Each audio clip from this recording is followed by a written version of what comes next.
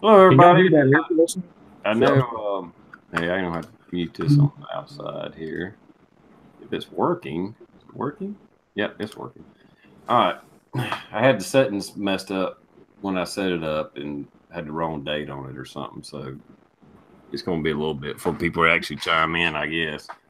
But anyway, we're live. I'll give everybody a chance to chime. Well, there's a few people out there. Got 8 people watching anyway. loaded the house. Yeah.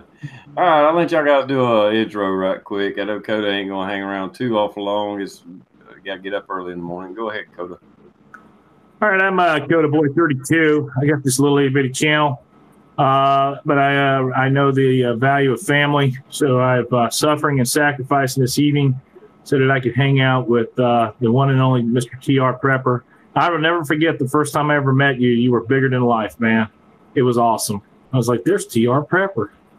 It was just an honor to hang out with you guys, to be honest with you. So I'm just glad to be here, to do the best job I can, boss.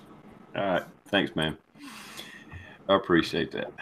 Crazy Scotsman, would you like to do an intro?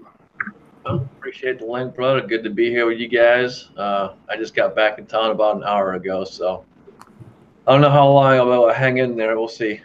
No, that's fine. I had the date messed up when I set this up for the people watching. Me and Coda were sitting here talking. And I was like, "There's no live chat," and I went and checked all the settings, and I had it set for yesterday for some reason. I mean, it was titled Tuesday, but I guess I just wasn't paying attention to the date. So sorry about that. I'm sure a few people will come dragging in here in a little bit when they see it's playing.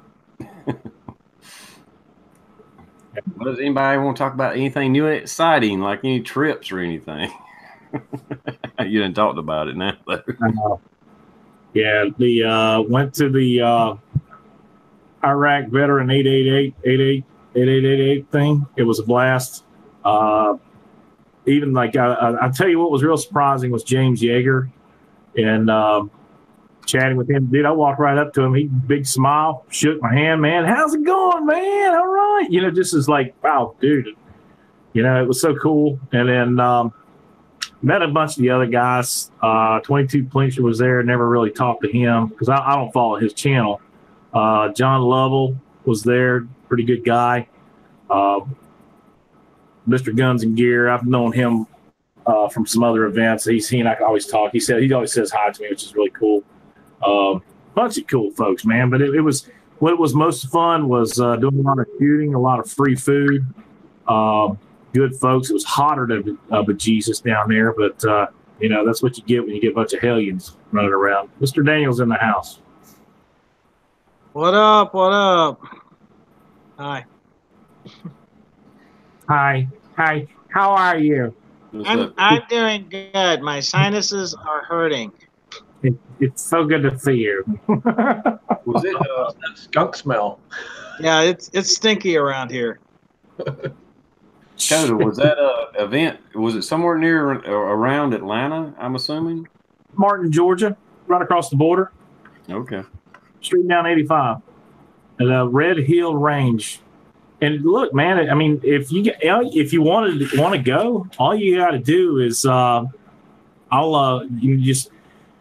if you know somebody who's at the event, and I mean, honestly, the Tyven show, Tim was how I got involved in it. I didn't know anything about it. He emailed Brandy, and the next thing I know, I get an invite in the mail or the email, and all you do is you fill out a waiver and you go down there and you get a T-shirt, a big old bag of goodies, and you sit around and talk to the vendors. But there were people down there with 1,000 subs, people I never even knew existed before, man. It's not like you had to be a big YouTube channel. You just got to be willing to make the trip. Okay, well, that's cool. So I told Pops Quest, I said, "You're going with me next year, man.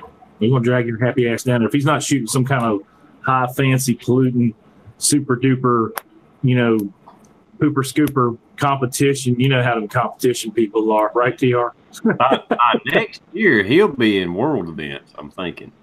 Yeah, he's got to be, super duper He's going to have those light up shoes like Johnson would normally have. It ought to be pretty good. Hey, Inside Freedom, congratulations, sir. So that'll be a lot of fun for sure. For sure. All right, that's all I got. Okay. Yeah. It's an awkward moment. It's like when you're dating, and or you go on your first date and there's that awkward moment like before, like, so you want to do it? You want to go out again or what? So I'm sure it was a fun event, no doubt. It looked like it was. So Insight got, is that a secret? No. So for those of you that don't know, and y'all need to go watch his last video and congratulate the man, but he got married this weekend. It was an awesome event. I had the privilege of being invited there. So I drove down there. I just got home about an hour ago. But I drove down there for his wedding, and it was absolutely freaking awesome. Cool. My condolences. I mean, congratulations, Insight. Oh, that's good. That's cool. I seen there was some kind of running joke or something going on about him. I seen the titles of a few videos, but like I said, I've been working the last couple of days, so I hadn't been watching as many videos. Yeah, me and him didn't get a chance to watch a whole lot, but we threw a few videos out there, some stuff on Instagram and that, but it's cool. All right, awesome. The guy that did the service did a really damn good job. He made it fun and enjoyable and cracking up with everybody. So,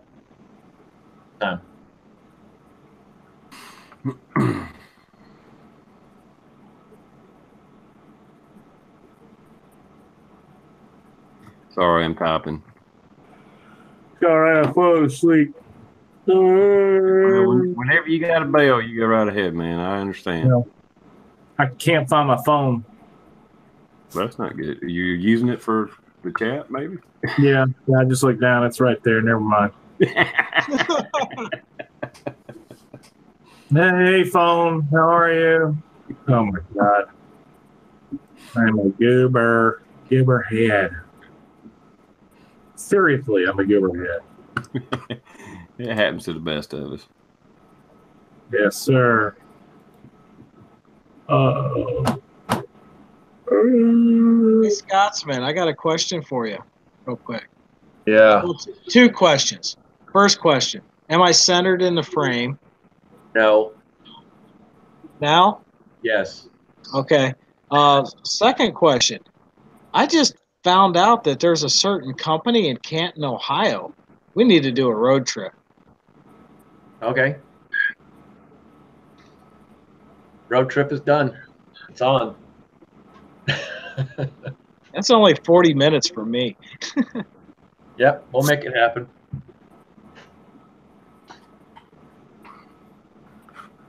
Oh, hey, TR. Yes. You got a lever action, don't you? Yes, sir. Oh. Is it lever action or lever action? Lever action in South Carolina. Okay, because we had a kind of a situation. I mean, I thought people were going to get in a fight over this. I was like, that's a lever action. Yeah, I said, that's a lever action. I was like, anyway, the marketing director for, believe it or not, Optics Planet, he had his 45, I don't know what the hell it was. It shot damn bullets this long. It was a lever action. So what he was doing is he was doing like the smallest reloads that he could just to get the bullet out. And it was almost like it was shooting suppressed. And he said that his 357 does it like 10 times better. But we were shooting steel like 20 feet out. It was like a 22, not even a 22 going off. It was like, ting. Of course, you'd have to pull it out, load one up. Ting. It was cool as shit, man. Have you ever tried doing that? No, I hadn't downloaded the long coat. Yeah, you could. Yeah, I mean it. The 45 long coat, you could definitely load it down when they do those cowboy action events. That's how they load them they're just barely getting the bullet out there. But you could load it down to, below a 45 ACP, especially in a lever action, because you ain't got to worry about any kind of recoil, mechanism. Yeah. That thing probably 300 or 400 feet per second, be like a paintball gun. Well, I was thinking about just doing something like that with my my 45 long Colt, just enough to get the bullet out of the barrel. I mean, it would be kind of fun. Mm-hmm. But he also had a rod, because he would rod it out every time just to make sure. If he didn't hear a ding, he's like, yeah, let's just rod that thing on out of there, make sure we get the bullet out of there. Just in case. Just in case. Yeah, you can do that with a 45 long Colt easy. Sounds like a plan. I might try to. Uh-oh. MROs are down to $415. All right, so let me ask y'all a question. Would you think Pops would be mad if I bought him a gnome hat? Probably not.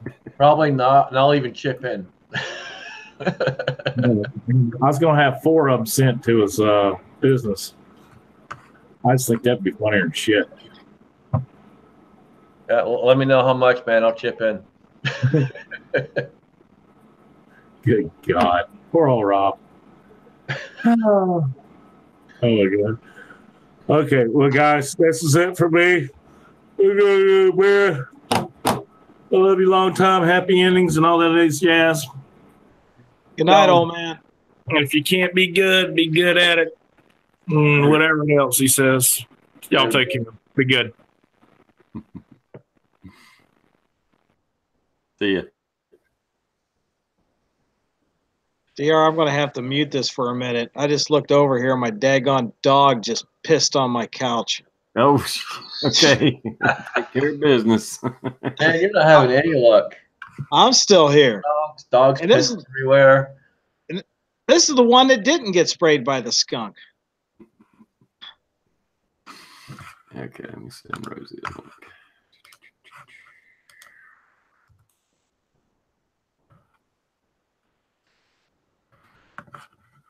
Okay, Rosie, it's sent through Google.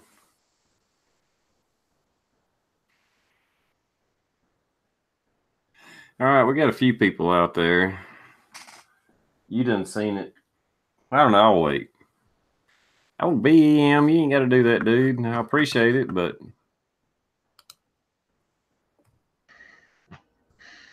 BM's a good dude. Yeah, he is.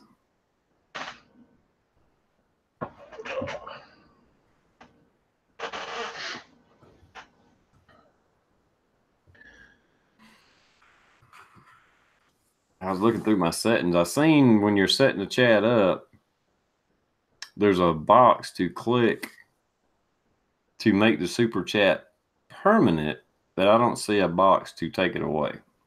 Yeah, I think once you set it up, it's done. Yeah, I don't even remember setting it up. And when you go in and monetize, automatically it sets. Ah, okay. All right, that makes sense.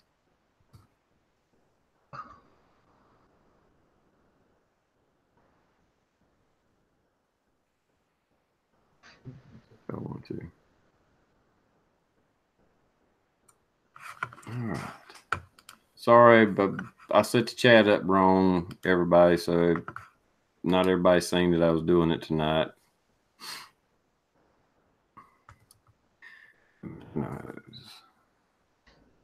There we go. Send him one too. Well, Rob and SoCal's out there, so I'll show it off anyway. Yep, they got a few. There we go. They're all popping in now. Yeah. Got a new gun to try out. It is a Glock. He's tricked out. You know, it is unloaded. No mag. Nothing in chamber. With the grippy tape on it, standard mag release, big ass bevel. But I'll have to say, the trigger is especially a Glock, but the trigger, oh shit. I mean, the reset, that might be a little bit of travel, but thing might be 2 pounds, 2.5 pounds. What barrel is in that? Because that's not a Glock barrel. No, it's I can't see it. It was a 40 Smith & Wesson, and it's got a 9mm barrel in it now. I have no idea. It's just some symbol. I don't know if it'll show up or not. Kinda. I'm not sure. I can't quite make it out. Yeah, it's some kind of aftermarket barrel, but yeah, Rick is your 6 cover gave that to me. He told me I could borrow it and just play with it, but he forgets that possession is 9/10 of the law. So anyway, that's it. Good luck getting it back. That's why I'm so careful when I go to Daniel's. I make sure I know where everything is and keep it within 2 feet. Nah, but I'll go play with it tomorrow. It's 9mm, and he don't shoot 9s for competition or whatever he's doing. He's a big 40 guy, so he was like, "Here, go play with that a little while. Just try it out." And I was like, "Okay." Yeah, he likes his 40.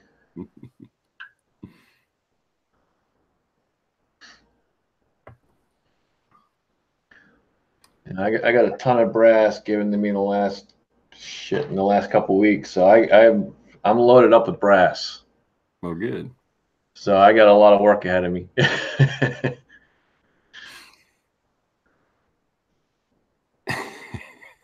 Just reading the comments out there.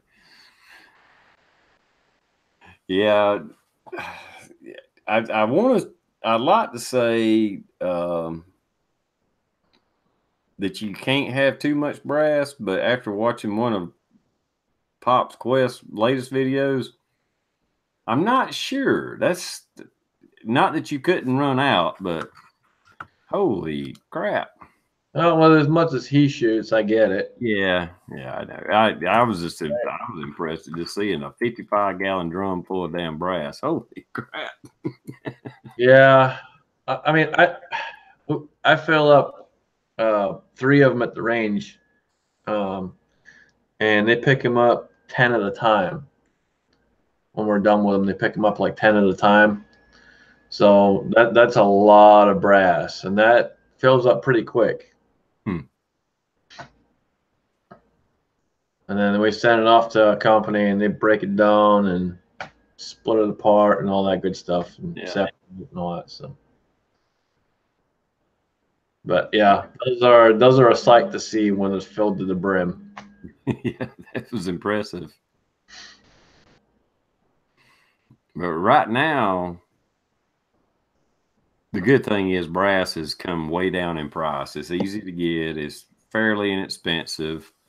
I know Chico's out there. He started casting. Lead is still the thing that's become a challenge now.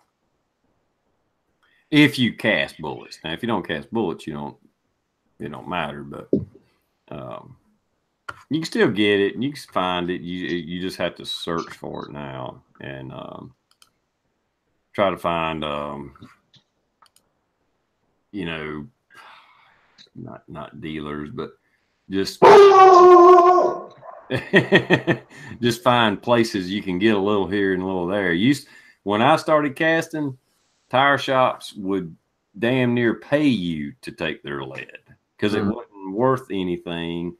It wasn't worth their effort to take it to get recycled or to a scrap yard. I mean, they'd spend more in gas taking it there than they would get for the lead. But now with the regulations and there's no, smelters in America anymore making lead, it's gotten a lot harder to find. Yeah. Hey, Rosie. Hey, TR, Scott, who else we got on there? Daniel, how are you? Well, Rosie, if it weren't for the dogs getting sprayed by skunks, pissing on my couch, and barking during the chat, I'm great. How are you? I should have known better than to ask. I'm turning up my volume a little bit here. Okay. I'm doing good. Good to see y'all. Say hi to the side chat here. Hello, everybody.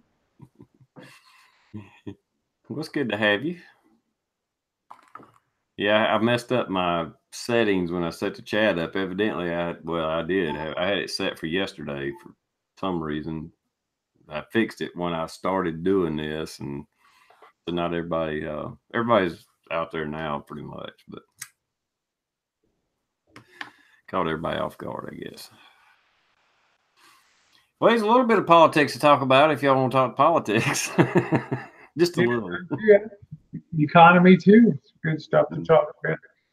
If you want, I don't want to hijack it. I haven't talked about that in a long time. I came on in December. I kind of figured we would have a period where we'd be seesawing back and forth, and then I took a break in April, May, and I didn't expect anything to happen. And then coming to you tonight, we're about exactly where we were at the beginning of the year in terms of, believe it or not, in terms of a lot of the investment markets and things. And thought I'd take a couple minutes and update people because I think we might be at some critical points, especially in terms of rising interest rates on here. If you want to hear, if you want to talk about that. Yeah, let me just make one statement. Truth freeze out there. And that was something I was going to mention eventually, but Nikki Haley stepping down as ambassador. Actually, that wasn't an unexpected move. She had told Trump and made plans to step down 6 months ago. And she had already said she was going to step down at the end of the year to spend time with her family and kids, her family. And because she went straight from governor to ambassador for the United States, and she just wanted some time off. So it wasn't that she got fired. It's not that she got mad. It's not that Trump was mad at her. Trump's already said that he would love to have her back in some other capacity if she chose to later on after her little break. So I know the news and the Facebook and everything's blowing up like it was some big deal, but this deal was already planned out 6 months ago. So just for anybody that didn't know.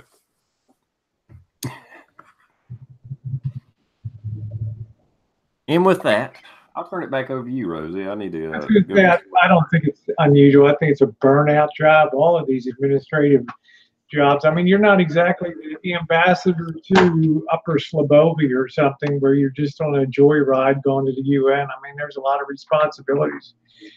When you hold down the U.S. seat, there's a lot of money at stake. There's a lot of prestige no, but I want to say, because I kind of expected that we would have a sideways grind here. And I think over the last couple of weeks, we started to see some things break down in a major way. Remember, markets lead the economy. It's not the other way around. I mean, and we're starting to see some things now in rising interest rates, which is a good thing. But we're also seeing this political stuff rearing its head now. I think about the midterm elections and trying to scope out what the elections are going to bring.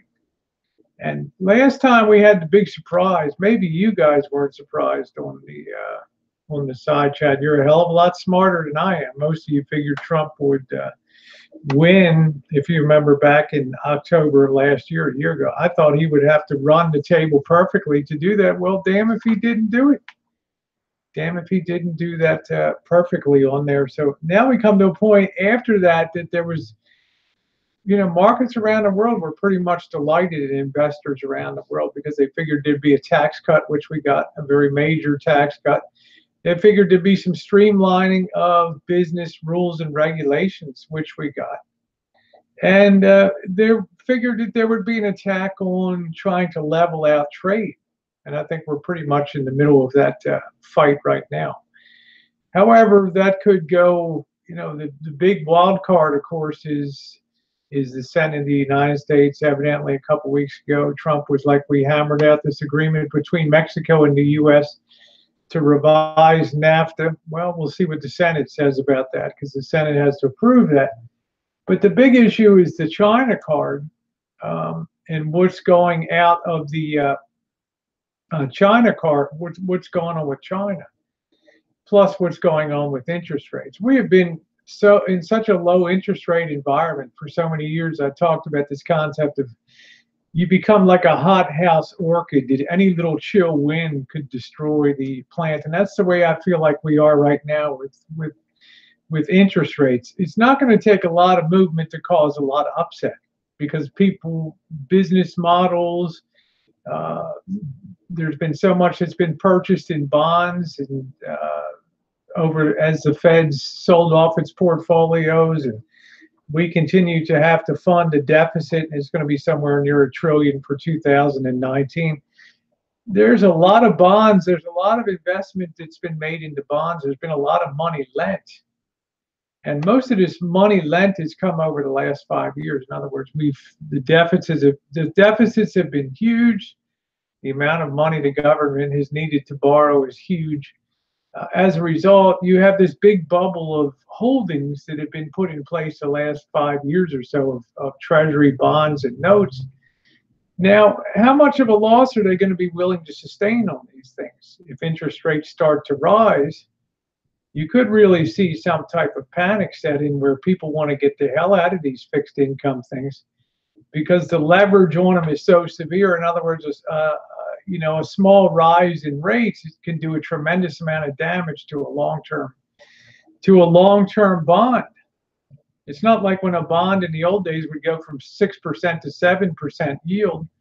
Well, what was that? That was like an 8% change. But if you go from 3% to 3.5%, that's like a 12-13% rise. It's coming off a small base.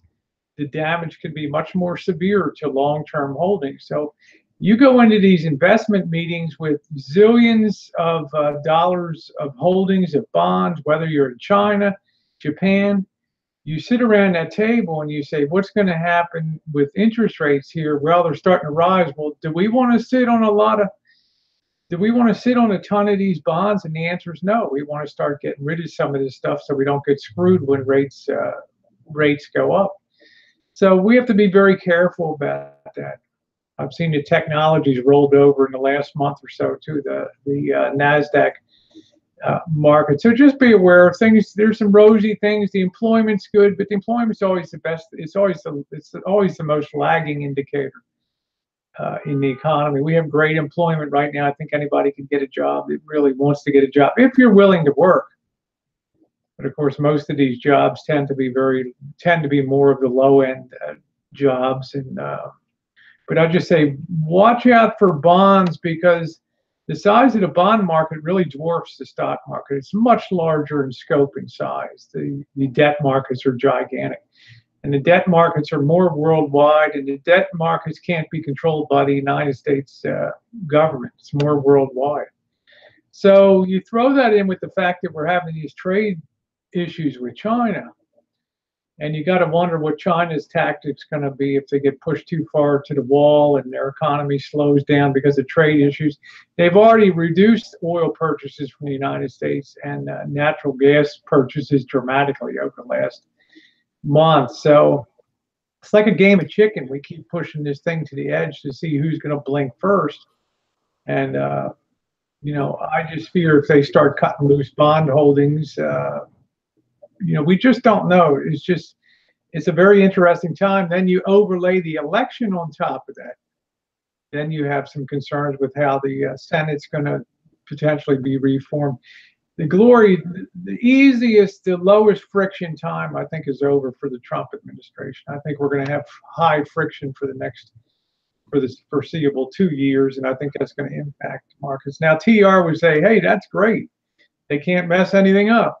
They can't pass any laws and screw it up, right? Let's have gridlock. Yeah, go ahead, get in there. So it's going to be interesting to see how it goes.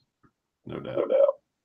I'm not so worried about the price of oil, because as oil moves up into this range, they just start uncapping up at the back in fields and up in the Dakotas and all those places. They shut that in when the prices went down. You know, supply will rise to meet that. Don't worry. Well, I have seen that China is already lowering some of their tariffs on our goods. Now, if it was enough to appease anybody, I don't know. I know there's a lot of talk about intellectual property or maybe not intellectual property, but copyrights in general that they violate a lot.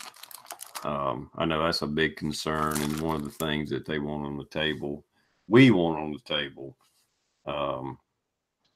Whether they cave in or not, I don't know. We'll see. I would just tell Linda, saying it's, you know, we're opening up new fields and we're restarting jack pumps that have been idle for the better part of a year, year and a half, 2 years. But remember, it takes a long time to get that out, processed, and on the market. So I would expect that supply to be really hitting full force by about Christmas time here. So late in this quarter, I think there's going to be a lot of supply.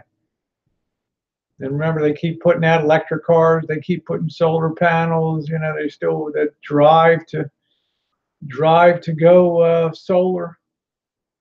So that's not going to reverse anytime soon. Well, in the next year or two, we had better see oil prices dropping drastically. They just put a huge pipeline through here, and they are horizontal drilling right and left. They said this area here has more oil under it, this Ohio Valley, than all of the Arab countries. So you're going to be seeing a huge influx on that here in the near future.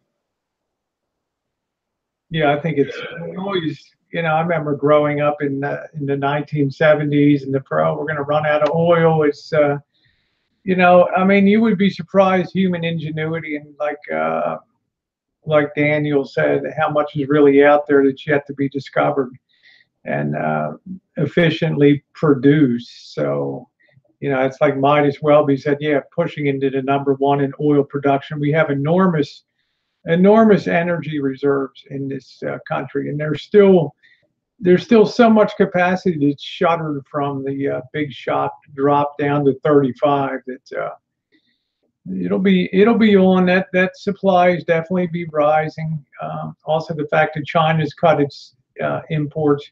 In the short term, it means that oil has to find another home. I know it's a pretty fluid market, but you still have to juggle paperwork and move ships and get new agreements signed. So it's not so easy to do that. So there's some forces in place to knock that back, the oil prices. I mean, they've put 5 wells around us, and each well covers 600 acres. So that's a lot. Yeah, there's a lot of technology. There's a lot of technology for that. Yeah, they're going to. I think they'll tap and do what they need to do to keep the oil, gas prices at a certain level. I don't think they're going to let them go crazy, but they're not just going to let it go way down. Remember too, TR, that Aramco wants to come public. The huge Saudi Arabian oil company wants to go public. Why? Because they want to raise a hell of a lot of cash, and they want to reduce their liabilities and responsibilities for the oil production.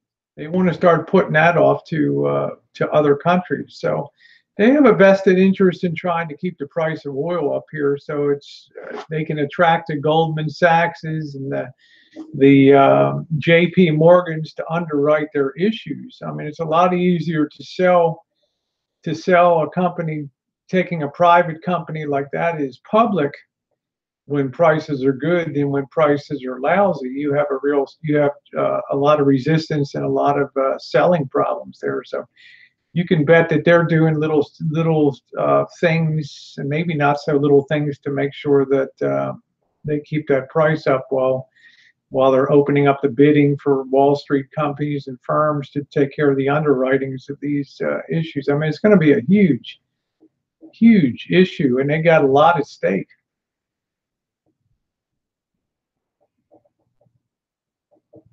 Well, I heard somebody say, was talking about China on the radio, and it was talking about, yeah, their exports are really big and it's making them a lot of money, but when you combine everything that they're doing, even though we are not in good financial state, but our GDP is right about the same as our debt. So we're like, you know, our debt is 100% of what we make or something like that. Where China is like, their debt is 3 times what their GDP is. Is that correct, or does that sound about right? Yeah, I think so. I mean, it takes a lot of capital, ongoing capital, to keep production high. They're in basically a long-term. I really think, TR, that Saudi Arabia's in a really long-term, potentially unstable political situation. You know it, I know it. I mean, if people get pissed off enough there, they'll just chuck that royal family for one of these crazy ass theology regimes of ayatollahs and stuff. So they've got to develop better ways to broaden the incomes for the average person in Saudi Arabia. That's their big issue. So I think that they want to invest and have ownership in other industries besides oil, which makes sense to diversify. Sell some of your oil holdings, get that cash, and then diversify into technology. Buy a piece of Intel, buy a piece of Boeing, get a piece of a few English UK banks, you know, get a piece of China, and diversify your risk. Just makes sense. And I'm sure people tell them all the time, that you've got to lighten up on oil.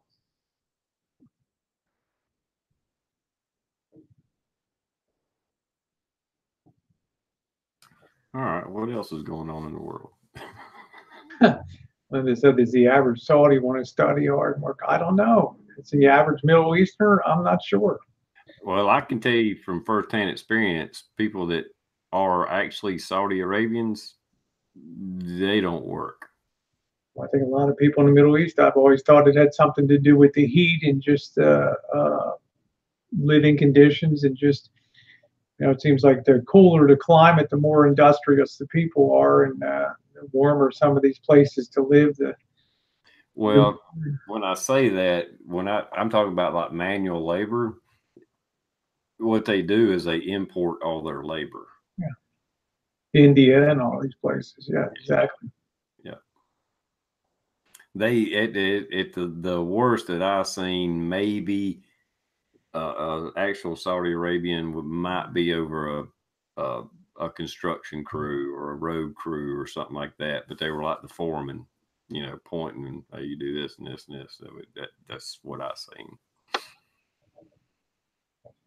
There might be some doctors and how much, except for Israel, how much technology, how much quote advancement unquote comes out of the Middle East, you know, or most other regions of the world, Africa, places like that. I mean, it's the West continues to be the huge drivers of advancement.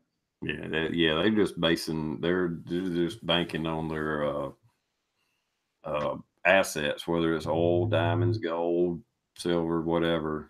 Yeah.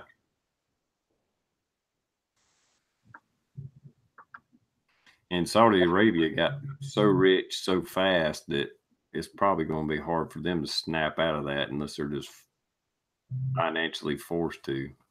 Yeah, that's a good question. Said TR, let's talk about if the Middle East didn't have oil, they would all be dirt poor. Well, remember this: 80% of the Middle East doesn't have oil. You know, the population areas, at least, if the Jordans, the Syrias, they get little bit spots here and there, but a huge part of that Middle East is not sharing that oil at all. I mean, they're just scrapping and scraping and getting by over there, just raising foodstuffs and not much more.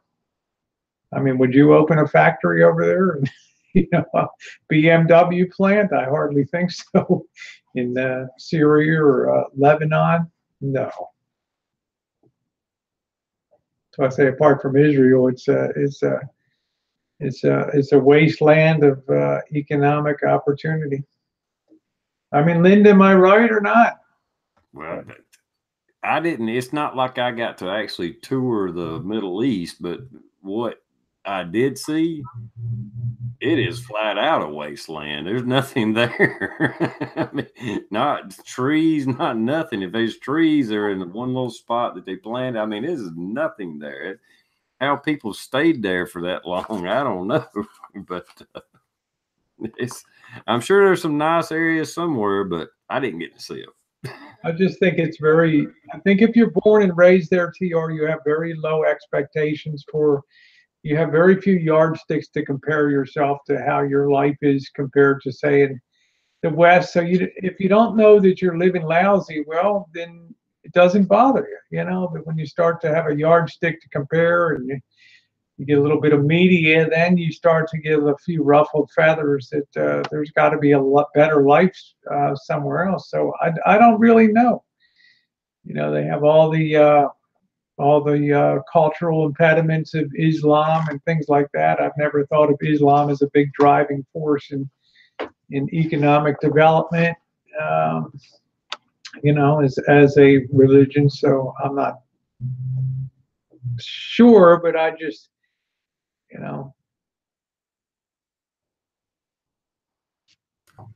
I always thought the climate and the heat had a lot to do with. It's a different part of the world, that's for sure. It's a different all the way around, no doubt. You get around the cities, yeah, there's people that strive to have little businesses selling whatever, trinkets and perfumes and things like that. I think if Saudi Arabia didn't have oil, you would have a tiny population base on a huge piece of land. Yep. That's it. Mm-hmm. And nobody would give a shit about conquering it or just sit there. Yeah, Remember, that all used to be Turkey until after World War I, when the British divided up Turkey into all the countries that we see today. The Ottoman Empire. Yeah, Lawrence of Arabia and all that.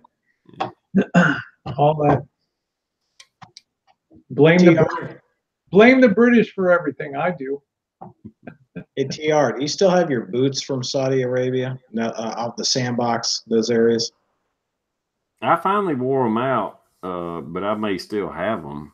But I'm still knocking sand out of them. Well, it's not sand; it's dust. Yeah, like talcum powder. Yeah, exactly. I mean, I retired in 2005, and I can still knock that stuff out of them. That's the dirtiest place I've ever been in my life. Literally dirty. Don't forget the flies too, TR. Yeah, the flies. How in the world you could be 100 miles from nowhere, literally, and there's flies all over you? It's like, what the hell are they living off of? Besides me, To get them off of you, all you got to do is spit in the dirt, and they'll all go down there and suck up the water. Damn. If you ever see any films from Africa, North Africa, or Middle East, and they're interviewing somebody and there's just flies walking around on somebody's face, eventually you give up.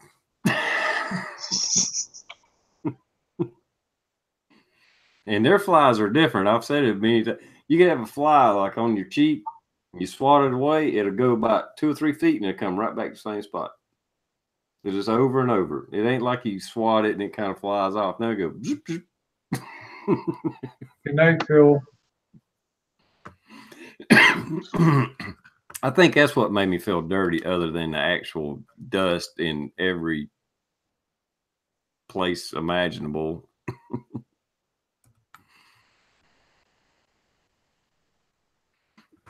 Yeah, and camel spiders. Oh, are those fun? I never saw any of those. Everyone Oh, you heard didn't? what the I've hell? seen videos of them, but I didn't see them myself. No. Has anyone ever got a package from the Middle East? Yeah. Did you ever get anything that came in the package along with what you were supposed to get? I did. It wasn't too bad. I mean, I was in Desert Storm. It was a little ways back. Maybe it was a little bit better about it. Like I say, I got a package at one point in time, and I forget what it was now, but there was a spider that came in that package as well. And yes, I freaked out when I opened it. Was it alive or dead? Oh, it was alive. Yeah, that's the U.S. Department of Agriculture's biggest fear is packages being shipped through the mail. That was a big fucker too. I mean, they have a fucking alligator in the Great Lakes. They pulled that the son of a bitch up there. Wow. I can't remember what the damn thing was, but I got it a few years back. That was when I was still in Missouri. And I opened that thing up, and I kid you not, I opened the top flaps, and there's a big ass spider just sitting there looking at me. Did it look halfway some kind of a cross between a spider and a scorpion? I didn't hesitate. I stepped back and just whack. Screamed like a 10-year-old girl and ran? You know, when you get a package that comes from that kind of place, you kind of do scream and go, ah! And then grab your shoe and go,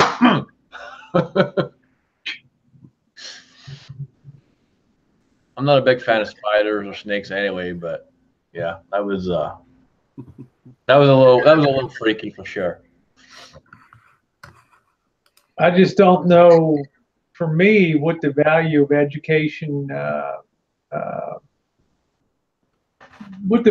how much education is valued in that society over there. TR would probably have a better handle on that than me.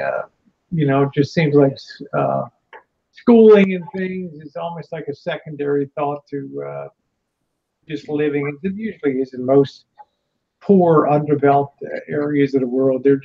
I've never seen a region with less get up and go than the Middle East. I mean, Central Asia does well, Tajikistan and Azerbaijan and all these countries seem to be able to move themselves ahead. And the Middle East just seems to be a perpetual shithole of incompetence, misery, war, agony.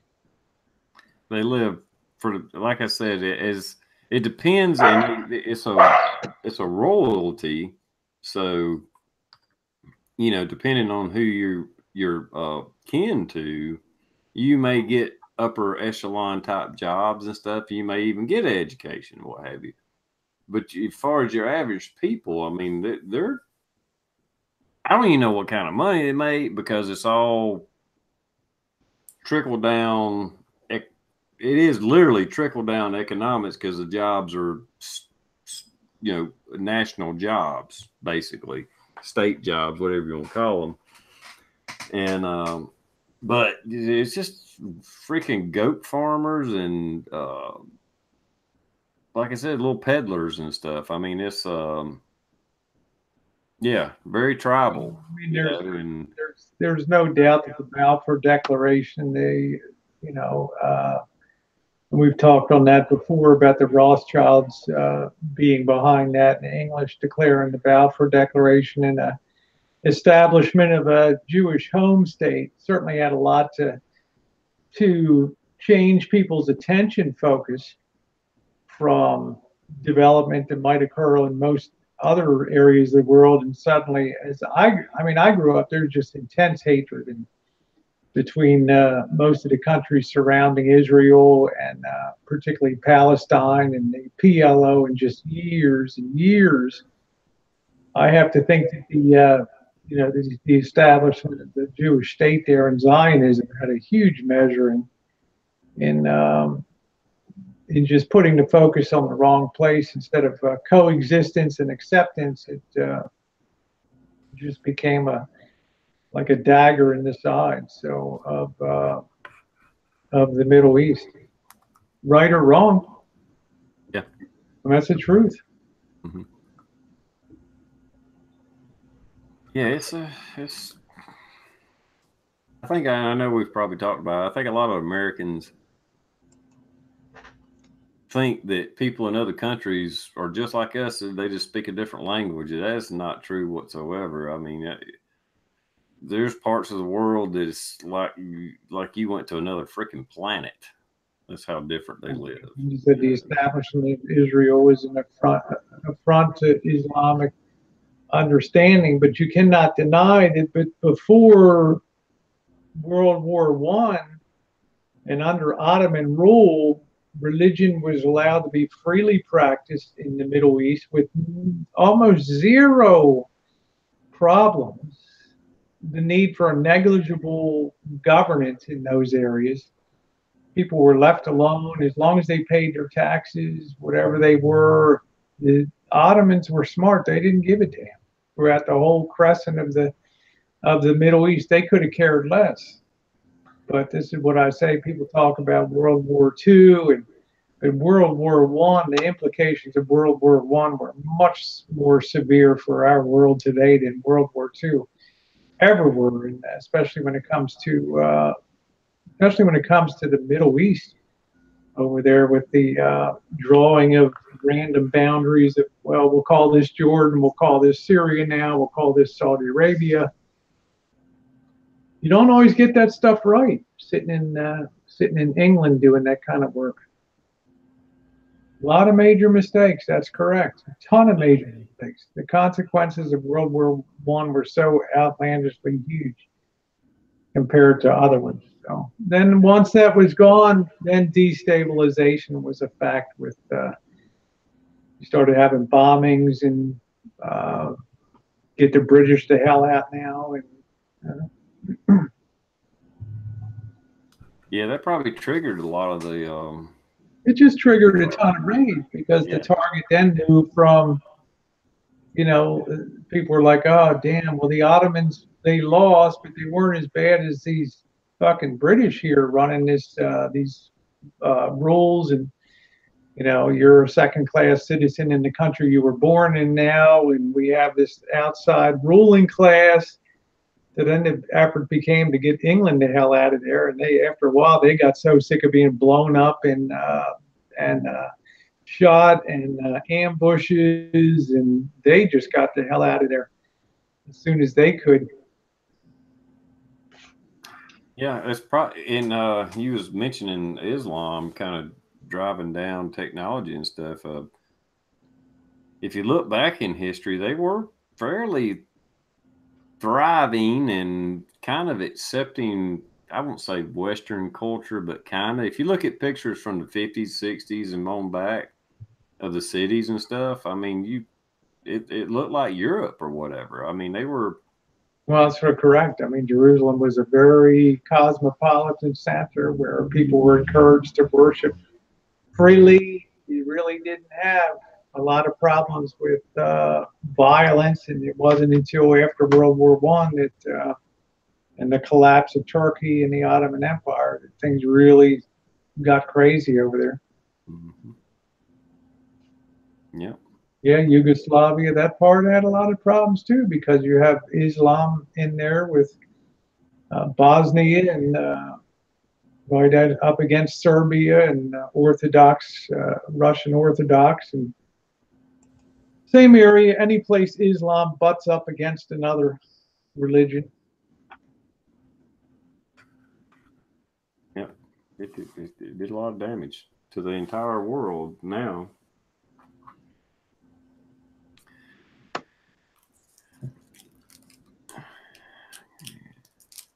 Yeah, well, yeah, Doom Chaser. Well, that's kind of what we was talking about, occupation and splitting up countries just on a whim. Oh, there's Persia. Okay, we're going to split it up, and this is Iran and Iraq now, and blah, blah, blah. Exactly.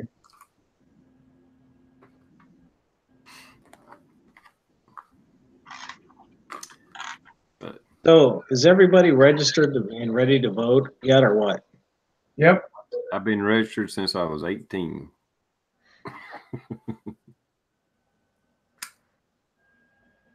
That was more for the side chat. Okay. They better be spreading the word and get out there and don't stay home. You damn right. Get off your ass. Go to a rest home and pick up the people before the Democrats do. Go throw out flyers at the damn graveyard. So if they're going to vote, hopefully they'll vote red. Yep. I tell you, if Daniel can get up off of his ass and walk around with as bad a back as he's got, y'all better get off your ass and go do it too and take care of some voting. The snowflakes are melting the fuck down. They're gone ape shit. Well,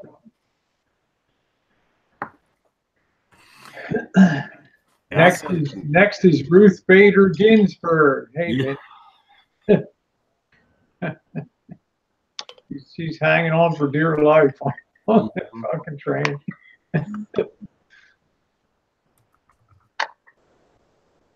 Yeah, supposedly she had a quote where she said she was going to hang on for 5 more years if Kavanaugh got got approved. I don't know if she'll make it. Daniel, what's your sense of the midterms here? Well, sorry. Did you say Daniel or TR? Daniel. Okay, go ahead, TR. Either anybody. Well, we'll both give our opinion. How about that? I'll start. They keep saying that they're pretty sure they're going to flip the House, but they were also sure Hillary was going to win. But just as you just stated, Daniel, people get very complacent, or I don't know what the correct term is, lazy, whatever you want to call it. Midterms have a really low turnout. So there's a very good possibility if there's a low turnout by conservatives, Republicans, whatever, that they could take over the House. But if everybody gets out and votes, I think it'll be, if everybody actually voted, I think the Republicans would keep, if not gain seats, if they vote. Here's an observation. A few years back, our local school went and passed this income tax levy. They never advertised it. It was during a midterm. This was one of the lowest voter turnouts, but just about every registered Democrat showed up and voted, and that tax got passed by 6 votes. This whole entire school district. It was never advertised. Yes. And this time of year, every year when they have elections, or every 2 years when they have this, I would always see political signs out everywhere. I'm not seeing them. There is maybe I seen 1 or 2 signs up in 1 yard, and that's it. They're not getting political. Elect this umpty squat. It's not out there. Well, so I'll tell you, in Tennessee, they're everywhere. Everywhere. All remember, they got consultants that come in and tell them, if you're going to do unpopular shit, make sure you put it in the midterms, right? Because there's much lower voter turnout. But I always thought that,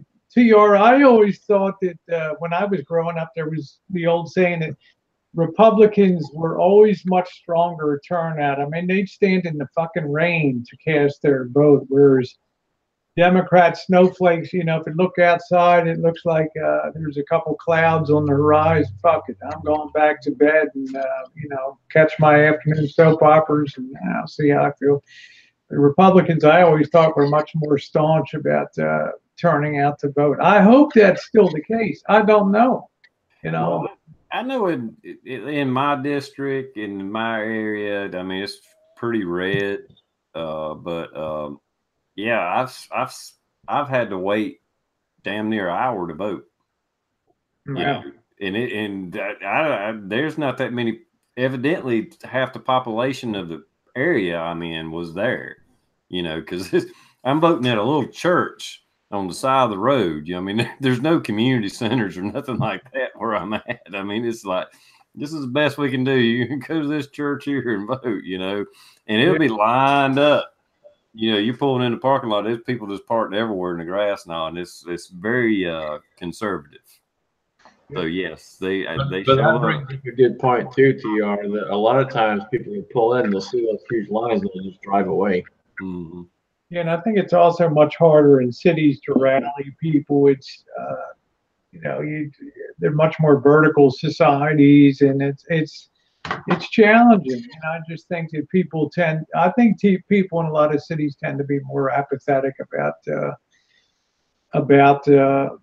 politics. I believe myself, but that's why I think the Republicans have a good chance of at least maintaining the status quo with this, because I just think the Democrats are overestimating their ability to get out voters. Well, yeah, I think I'm just hoping that the people that aren't people like me is going to vote. There's no doubt, you know. But like you say, people fair weather voters or whatever. And the problem is now with the liberals being so outraged about everything, I think they're going to turn out in numbers. So as long as the Republicans turn out in numbers, I think we got a real good chance to end up being another red wave. But it just depends on if people turn out. I don't think the majority is that anti-Trump, is that anti, holy shit, the plant I work at is expanding and I got a raise or whatever. You know what I mean? I mean, the economy, if nothing else, the economy should show that this is the right direction. Whether or not you like Trump or not, we're still going the right direction. You know, and hopefully people don't take that for granted and just think, well, we're headed the right way. I don't need to vote, you know. Oh, they can't wait to run Hillary again. And as TR says, bring it on, bitch. Come on. Trump said, bring it on back, baby. We'll go another one. I hope she tries to run again. You know what? Trump will just grab them by the pussy. Oh, they're already pushing her up. They already got her provisional campaign crew all together and everything. I think a lot of people misunderstand Trump because if you go by the mainstream media and all the protests and hear all the talk, you would think he's a freaking dictator, and so he's a little bit of a bully. You know what? America needed a bully for a president. We didn't need a pussy for a president. We've had that. That shit don't work. He's brought Canada to the table. He's brought Mexico to the table. He brought fucking North Korea to the table. A pussy couldn't have done that. That you needed a guy with balls, and it was just say, boom, this is the way it's going to be. I was gonna say he's not a bully. He's just a guy that's got a pair of balls and Exactly. But like I say, I watch a lot of left wing media and right wing. I watch both sides. I definitely watch more right wing. Don't get me wrong, because I can only stomach so much. But it's night and day watching it. I mean, how they pick apart things. And I was listening to an interview on some talk radio on the way home from work tonight, and they had that one guy from Fox. He's the little opposing voice on Fox, a lot of their shows. And I mean, I hate to say it, but I didn't really like him when I seen the shows anyway, because he's always the opposing, poking. And to hear him on an interview on a somewhat small channel, I mean, it's a nationwide channel, but it's still kind of small. Holy shit, that guy's a flat out racist. I kept having to change the damn channel. I was like, what the fuck? How did you hear this sentence and take that see, Trump hates black people, and most of the white people in America are racist against blacks? And it was just like, you're a fucking commentator on fucking Fox. What the fuck? And people eat that up as that shit, you know? It was. I was like, I didn't like him on Fox, but holy crap, to hear him kind of let loose. I mean, you got to stand back and say sometimes, what are you really pissed? What's really pissing you off? The fact you're losing in general, the idea of losing, or beyond that, is there anything really behind that? I mean, lower taxes, a better economy, better trade deals for the U.S., more border protection. What exactly are you pissed off at that in that process? Because Well, they're pissed off because they're not getting their little side pocket deals. They're not getting what they want. It's all about the money. And they're not getting the things that they need and they want. Well, I think here's something else to really think about too. I've heard, I watch a lot of people like Candace Owens. Damn, I can't think of his full channel name. Jamal.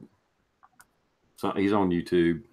A lot of black conservatives. I watch a lot of their stuff. I like to hear that different opposing view, especially people that were Democrats and why they flipped and how they see things now that they, started understanding the whole picture, And I think Democrats are shaking in their boots that people are waking up. And I think it is plain Jane. It's not even thinking. It is. That is why they're embracing illegal immigration so hard, because they know they need a new voter base, because they're losing slowly, but it's gaining traction. Like the whole walk away movement, that they're paying attention to that because they need those votes to stay in power. You need to be a victim. You're a victim of something.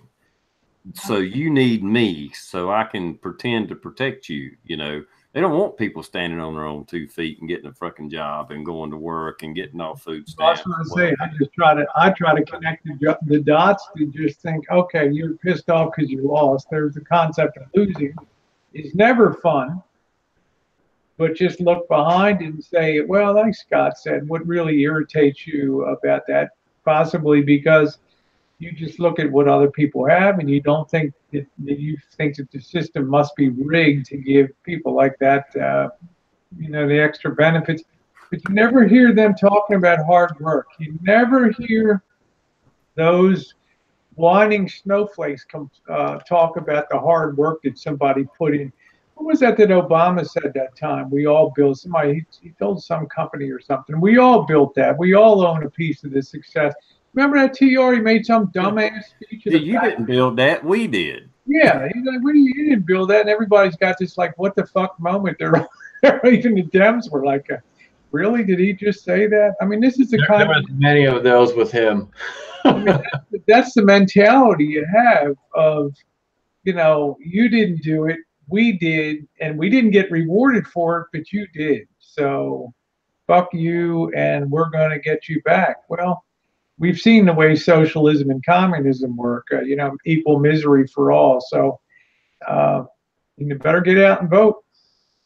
Yeah, he pissed a lot of people off, but that was the most stupid comment I think I ever heard a president say in my lifetime, to stand there and pronounce that I don't know what the hell it was. That was worse than Bush, when Bush said, did his thing and then was like, hey, watch this shot and teed up. At least the man had some galls to go, you know what? I'm going to still take my shot. Yeah, like Elizabeth Warren claiming to be a Native American. I mean, give me a fucking. The Democrats, hate Trump so much because just look at what his campaign was founded on. Make America great again. When they just want to eliminate the borders and just start pushing to where we don't have pride in our country and get the youth used to maybe one government, world government. In the end, it's socialism. That's what I'm thinking, Daniel. At the root of it is that one, like we should transcend national boundaries. Now, they should not be important. Human dignity and the right to have a job should preclude all, and you should be able to migrate in the world wherever you feel opportunity is if you have get up and go. Well, it doesn't work that way, or the rest of the world doesn't improve, right? If everybody's just allowed to go where the hell they want to go, then you start to lose that drive to improve your own country, and you start to lose your ingenuity and creativity to make good out of a bad situation. So, sometimes it's best people stay where the hell they are. Make it better. Yep. It's pretty simple. Get off your ass, go get a fucking job, and let's make this country fucking great again. It's that simple. Get up and vote. I'm gonna. Well, I shouldn't do this. That's I don't. She just Yeah, I just let it go. let it go. I mean, it's just be the bigger person on that shit. Mm-hmm. Yeah.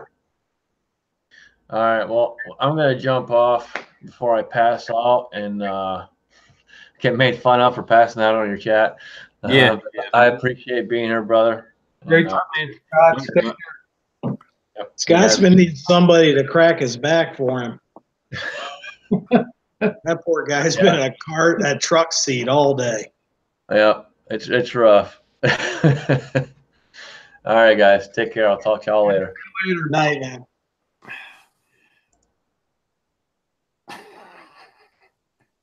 Yeah, I love fucking trolls sometimes. I just is you got probably the best side chat on YouTube here. I mean, they're not threatened by, We had a game.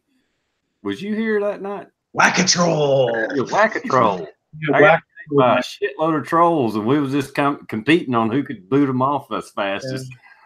Yeah. SoCal claims victory with 7 trolls.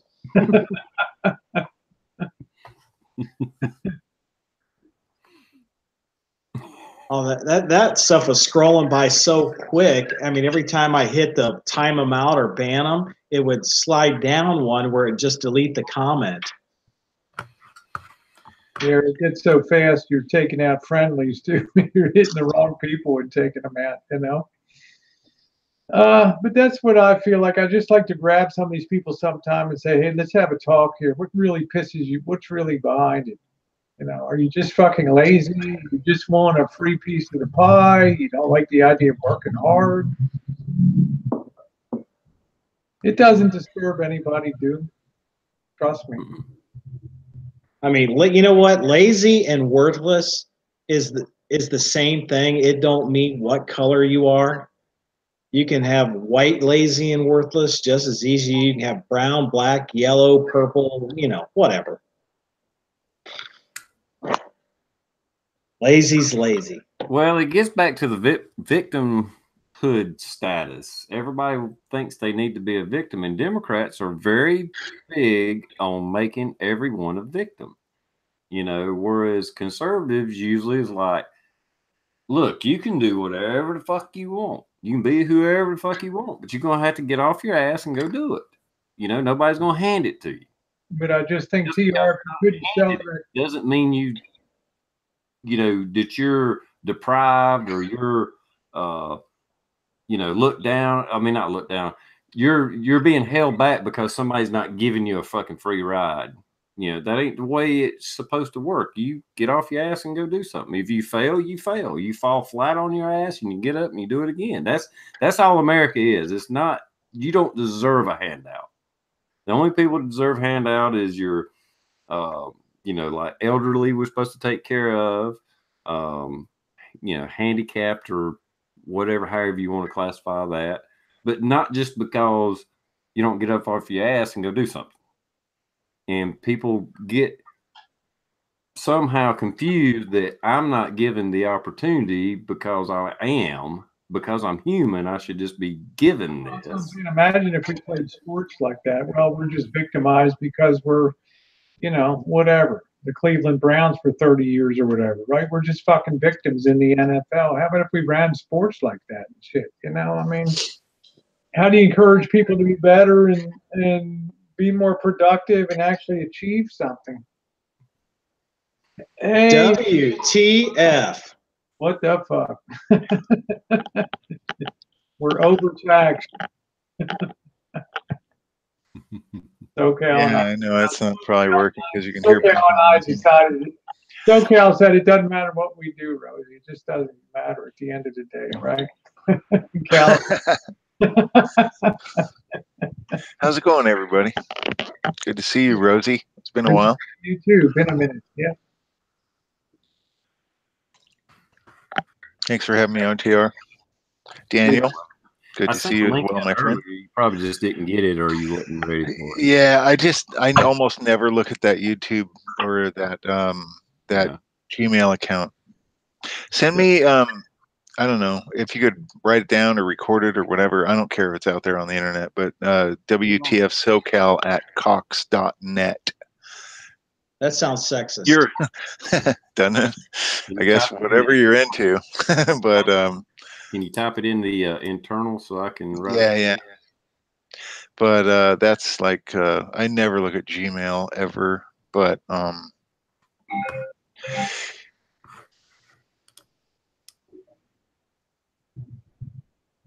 You know, that Scotsman one gave, I'll see very regularly. I check that often. you just joined in because you seen there was a troll and you figured we were going to get a bunch more and you were ready to play whack-a-troll again. I've been kind of hanging out in the side chat, just hoping. But God, that one day was so fun. That was like mayhem. This target-rich environment. It was so fun. They quit coming around because we were all laughing at them and having a good time. We pissed them off. Bunch of little whiners. Yeah, usually they got their 15 accounts and they keep coming back, but they got tired because we was laughing at them. they wouldn't piss us off, so they's like, "Well, fuck this. This ain't no fun." Yeah. Nick Hops is out there. What's up, Nick?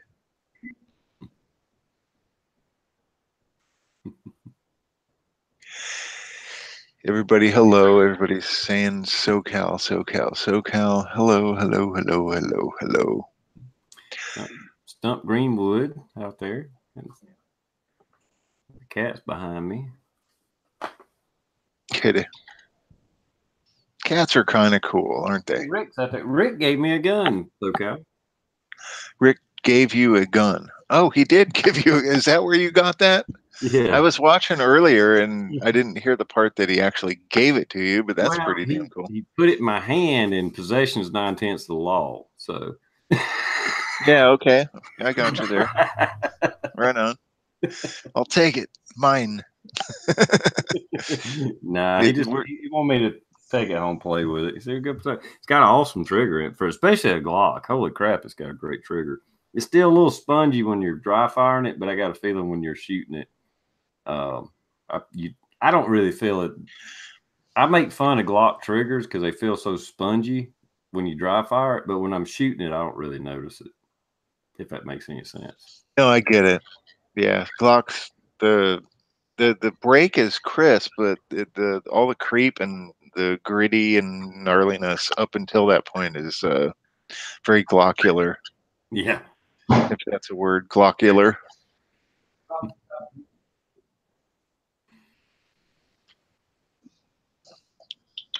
Rosie's living room. Oh, Nick's out there, the Terminator himself. Yeah, the Hercules Terminator guy. I am the best shooter ever. I will even beat Baldwin Keys of all day long. But he doesn't actually talk like that. He's a cool guy instead of like Bald. All right, I don't want to bust Bald's balls. That's hard to say. Try to say that. No, I barely speak English. I don't want to say that. Now, Nick's fucking good. He is. Yeah, he is fun. So you got that Glock then, you know. I know you went on your little tirade there last week about, things. Perhaps maybe you could go shoot that a couple sessions and get in touch with it, and maybe you'll rethink some things, perhaps. No, I'm going to shoot competition. I was going to even before I made that video. I was mainly just busting their balls. I just took it too far, and I was about half lit. And when I went too far, I went way too far. Be good at it. Yeah, there's I was that. going to take it down the next day, and then all of them done seen it, and I was like, well, shit. It was a great video. I mean, half of the things that you said were actually very true. Well, I had those. I need to make note. I had points I wanted to make, but I just embellished a little bit too much. Yeah, you were definitely there. You did well. My biggest problem with competitions, I have this like enormous fear of. It's like a stage fright is the best way I can describe it. It's being out in front of a bunch of people. I don't care what I'm doing. I could be like picking my teeth, shooting a gun, playing an instrument. Doesn't matter. I freak out, and it makes it like really uncomfortable. People always say, "Oh, no. You gotta keep doing it. You'll get used to it." And no, you don't get used to it.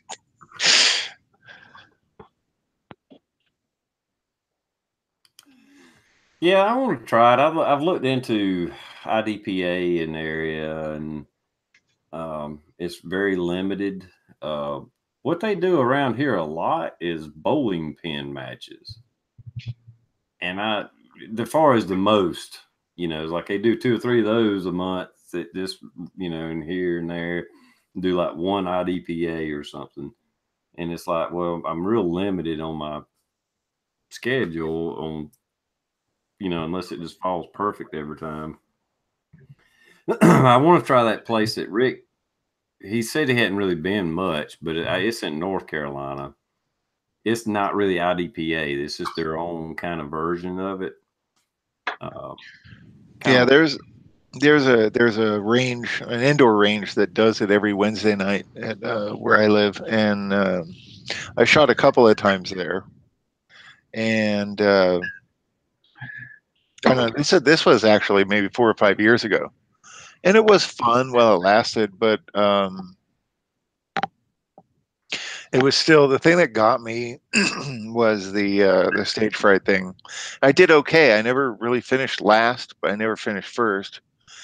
But at the same time, it was just like that creepy feeling of just, I don't know if anybody out there has stage fright, but it's like, it's not fun. It's usually I have a fairly decent ego when it comes to thing I do well, and I know I do well, but you put me in front of a group of people and I turn into a full retard. Just, I don't know what it is. Well, make sure you take some video when you do, so we get. Oh yeah, everybody wants to see that. Yeah, I can say everybody's watching you. I mean, I feel that a little bit at the farm, when we do some of the little competitions or whatever, because not everybody's watching, but people's watching you, and it's like, okay, everything I do is going to be, I'm going to miss, I'm going to fuck up, I'm going to drop a mag. I mean, instead of thinking about shooting. Yeah. I mean, once you start shooting and you're like, hey, I'm doing pretty decent, it kind of falls behind you. But then as soon as you realize you made a mistake and you're like, shit, everybody saw that. Yeah, but then the next day they don't fucking remember it because they got blasted at night. They don't even. That's true. Rosie, I don't drink. I remember every word. Oh, well, there's always a historian. Sorry, there's always the guy that's going to remind you 5 years later about throwing rounds into the fire. I forgot. Oh, and shooting himself in the elbow. Don't forget. This is why Daniel is never invited to the farm. He remembers too many things. I take pictures. Yeah. Once you have photographic evidence, everything is free. Yeah, TR playing wannabe surgeon. Yeah. My ultimate dream is to catch Coda Boy and Bald spooning.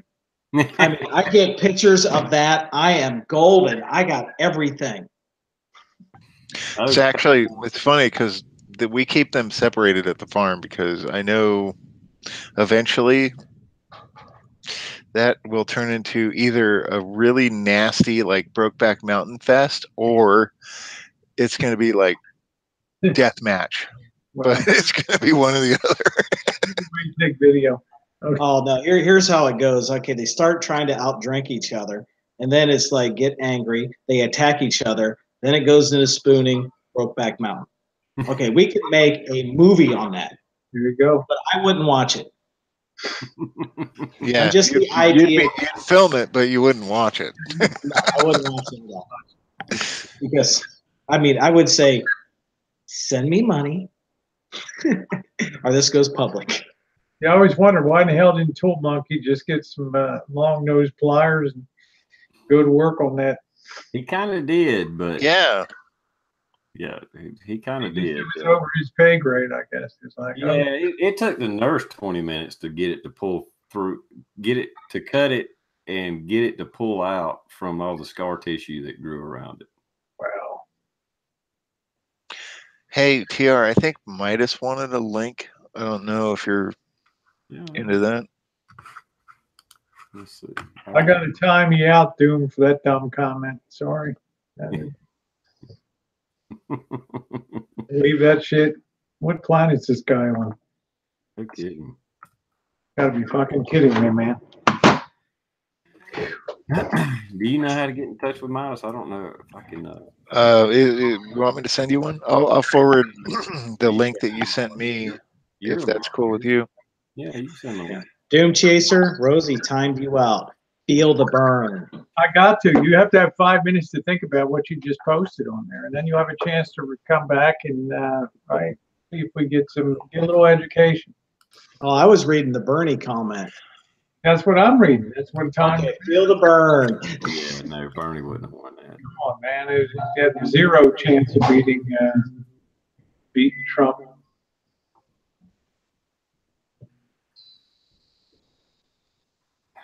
Yeah, I think after, and it's just the way the cycle runs. I know I had a buddy of mine that when Bush was up, you know, his 8 years, I told him, I was like, whatever Democrat runs is going to win.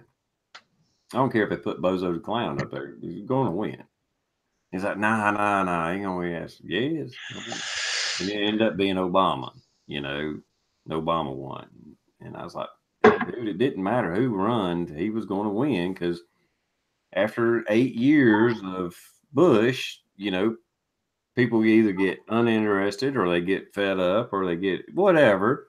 It usually flips sides. It's just the way the cycle works. But when his re-election came up, he's like, oh, yeah, they're going to vote him out now. They're going to vote. I was like, nope, not going to do it.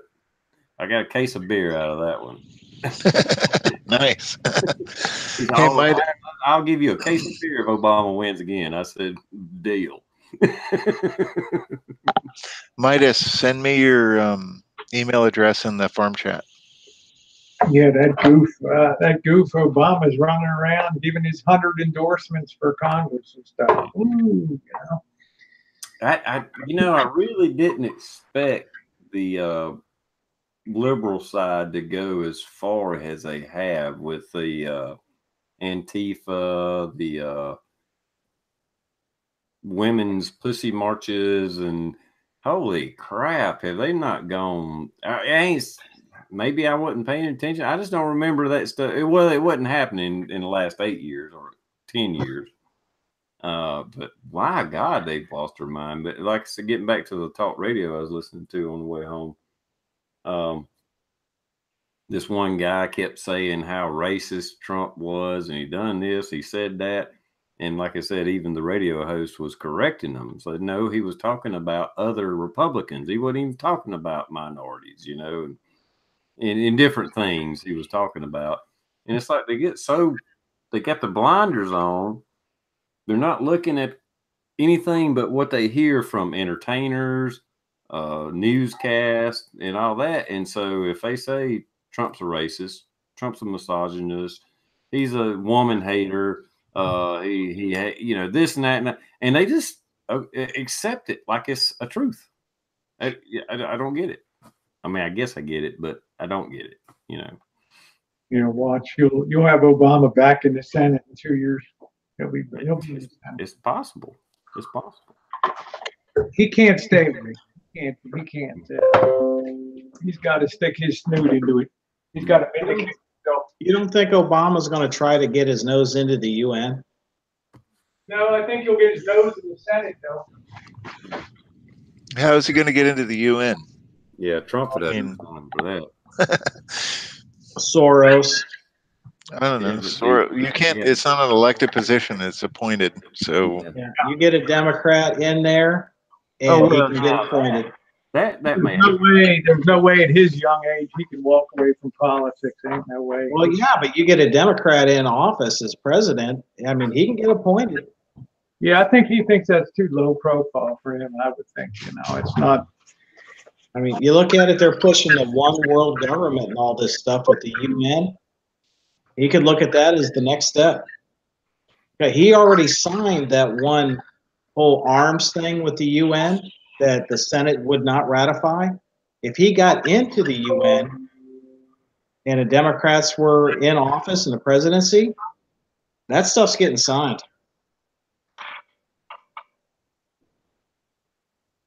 I can tell you, Mindy. I'll bet you. I'll bet you he'll be in the Congress. He's too young. He just can't stay away. all right. So not to bore everybody with computer stuff, but instead of talking about politics like we always do and just pound that shit into the ground that we always do, I had an interesting thing happen at work today, and I'm actually a little disappointed and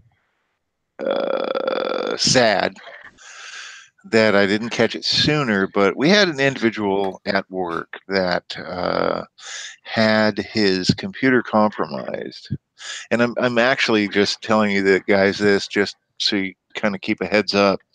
But this guy had clicked on an email. Just he's a security guard. Go figure. Not the brightest guy on the planet, but he clicked a link in an email that launched a program on his computer that enabled what is called a remote desktop protocol, so that you can connect to a computer remotely from pretty much anywhere on the planet. And what happened was he clicked on the program. It set up a computer account, gave itself desktop user access as well as administrator access to the operating system. And then what's really interesting is it started stealing stuff from his computer. And the thing that's really strange is this individual at work is part of a lawsuit in a I'm not going to go into it too deeply, but it's an HR case that somebody's suing somebody for another reason, whatever, blah blah blah. It's a work deal, and we found out that this guy's been logging in and out of this guy's computer and stealing stuff from him for a week. So I would commend any of you guys who have internet access to go in and type in your search bar MMC and then hit enter and then try to find computer management and then find your users on your local machine to see if there are anybody that has created user accounts on your computer. Just for the sake of this is the first time in my 17 years at this company that this has happened to me. And as the network engineer there, I'm pretty disappointed in myself that I didn't catch it sooner. But this shit happens to real people all the time. And Tell us again, SoCal, what to punch into our search bar. say Why what? don't you make a video on that? Yeah, you should make a video on that. Yeah, I should not make a video on that. Because it'll show more people how to do it than it would actually. Well, tell us how we can find Well, it. yeah. Collateral Okay. damage. Yeah, exactly. Okay, so if you open up, how you can access your files, you click the little folder on the taskbar Yep. in Windows 10 or 8 or 7. Yep. If you click on that, and then you'll see computer. Yep. If you right click on that, you can choose manage. And what that'll do is it'll pop up another window, and then on the left side of the pane, it will show you computer or users and groups. If you expand that and click users, look for any users that aren't you. Random, just random usernames. Like, for instance, this individual named his user account PY. So if it's not you, delete the user account. But don't, because there's a couple in there that are actually by default necessary for the operating system to work. But Well, It was just like a shutdown sound. Windows 10. when you're on computer, where do you go? you right click on computer, where it says my computer, something like that. Well, at the top it says computer. It says file, computer view. Yeah, well, look down. No. What are you using? Like Windows 3. XP. I'm joking, although I do use it. No, I have 10. Yeah, okay. So Rosie, you've seen what I'm talking about. Yeah, I did. It's basically been that way since Windows 7. Yep. You click on my PC or my computer or something like that. You right click on that and choose manage, and then users and groups. Expand that so you can see users. Click on users. We'll show you all the users. If there's anything in there that you don't immediately recognize, pardon me, I have like hiccups. Immediately recognize. Probably just disable the account and see what goes wrong. Wow. Please, sentences do help.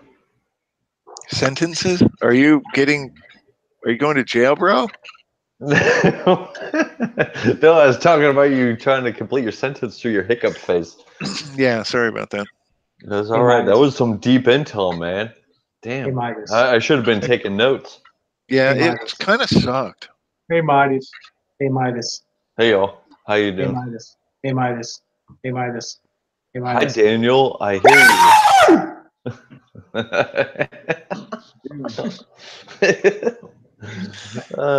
Good. How you doing? I can't believe after all that moving talk, you still have that friggin' projector screen stuck to your wall back there. No, it's not there anymore, dude. It's like I'll tilt it up. It's not there. I guess it's not. You're right. You even put the molding. No, I replaced it with a blank poster frame. How much Sweet. better is that, bro? Yeah, shiny. Yep. Yeah, but get back just a little bit to what you're talking about with the emails. I get emails. It seems like every time I log on from IT, showing don't click on this link if you get this email, because it's like what you're talking about. Yeah, the biggest giveaway on this guy, and it took him 5 days to finally say, "Hey, IT, I think I have a problem," and it was really his own dumbass fault. But when you're logging, see, the thing with Windows, there's a license going on. When you buy Windows, it might come with the computer, whatever. You still own the license, the client access license to the operating system. Only one individual is allowed to use that license at a time. So if somebody has found their way into your computer and they're in your computer and you go to log in and it says something to the effect of, I don't remember the exact verbiage, but there's somebody logged into your computer now. Would you like to still log in? If you click OK, the current user will have to affirm the login or something to that effect, meaning that there's somebody's already using your operating system, and Windows itself will not allow you in until they say, yes, I'm going to relinquish the client access license so you can use it. If that's a huge giveaway. If that's the case, turn your computer off, unplug it from the internet, and then turn it back on and log into it and go search the thing I told you to see if there's any kind of strange users that have created accounts. That sounds horrible. That does sound terrible. It is pretty fucked up. I'm nervous. Well, you shouldn't be. It only happens to dopes. Okay, well, since you said that, it's happened to me twice, and once on my cell phone. I've gotten like 2 different like warnings where it's like internet systems are shutting down. Please send us money, or we're gonna take all your private information. Blah blah blah. I've gotten 2 of those on the computer, and I've gotten that bullshit IRS call on the cell phone. Yeah, those are all scams. We're gonna send. Those are scams. The thing I'm talking about was real. Because you have warrants out for your arrest. I was like, man, no, I don't. Yeah, those are scams. This is different. This is actually real people. Like I looked through the logs on this computer, and this guy had been, or gal, I don't know who it was, but had been logging in and out for a week before we caught him. Hackers. Not a cool feeling. I think they do like to go after businesses, big corporations, and stuff like that, because they can get away with it for a while and probably get, I don't know, credit card accounts or whatever. Yeah, they can hack me. They'll get about $900. Yeah, the guy's computer that they hacked was, I mean, he's the captain of security. He's like the lower boss guy. But the thing is that he's doing his personal business on his work computer, which I condone no one to ever freaking do. So he's like going into his bank account. He's paying credit card bills, shit like that. And if he put a keylogger on that, the virus guy, whoever it was that set this account up, now he's got his passwords to his credit card accounts and shit like that. Just be careful what you do at work. I mean, take responsibility for yourselves at home. But thanks for sharing that. It's good. Good God, y'all, this guy screwed up huge. And SoCal's one of them. If he wanted to be devious, I'm sure he could. I know. No comment. One day, I was having a problem with a machine, and so I was with the manufacturer on the phone, and he's trying to work us through this problem. It was a computer problem with a machine, and anyway, everything he was telling us wasn't working, and he was like, well, will you give me access to your computer? Because I had the laptop plugged into the PLC. But I mean, it was the manufacturer, don't get me wrong. I mean, it wasn't some random phone call or some shit. So I had the PC, the laptop, plugged into the PLC on the machine. And anyway, and he was like, will you allow me to get access to your computer? What you were talking about, the desktop control thing. And I was like, yeah, sure, fine, whatever. And so he talked me through that. I had to go through his company through a website and do all these authorizations. That's safe. Yeah, exactly. And anyway, but my point is, when I got that done and he was able to get on the computer, but they had the firewall was on the laptop from the corporation I work for. And he was like, well, hang on a minute. He was talking to me the whole time. And he started doing some fucking ninja computer shit. He went around. I kept seeing these windows pop up. It looked like DOS, and all these fucking codes and shit. He went around the firewall, got around that shit, and was able to, okay, now I can do this. And these windows was popping up and going down. I mean, like this fast. Okay, yeah, I need to do that. I need to do that. I need to do that. And I was like, holy fuck, you're a fucking hacker. I does that shit day in, day out. Yep. In that instance, I wasn't worried about him doing anything mischievous, bad or whatever. But it was just watching him work through the screen. He's in fucking, I don't know, Minnesota or something, and I was just like, holy shit. Is that, yeah, that firewall ain't worth the fuck. Firewalls only work for protocols that you block. but like the web, you can't block the entire web. And there's application aware blocks for some things, but we had given this guy RDP privileges for RDP, meaning remote desktop protocol, because he had to work from home because he had an injury and he's salaried, so he could work from home if he wanted to. And somebody, he clicked on an email that basically allowed this individual to steal that pathway into his computer and then basically take advantage of all the information that was on it. Yeah. But luckily, I mean, I hate to go too deep into this, but luckily, it was only a local level administrator account. It wasn't a domain level administrator account. So he didn't really have any privilege on the network per se. He couldn't access the corporate network. He could only access the computer. Yeah, I got you. Yeah, Well, that's good to know. that's me. Like where I work at. I mean, I got access to our company network or whatever, but I can't get into anything like bank accounts or credit card information or anything like. As far as me, anyway.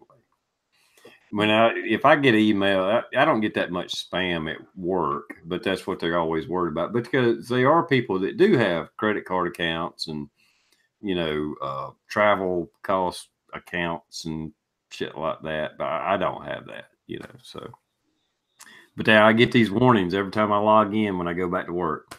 Oh, don't click on this email, and I'm like, if it ain't coming from my boss or somebody I'm working with, I just delete it anyway. Yeah, all I can say is for people who question, like, should I click on that button or that link that says, hey, you should check out this video, or, click here to see big boobs or whatever.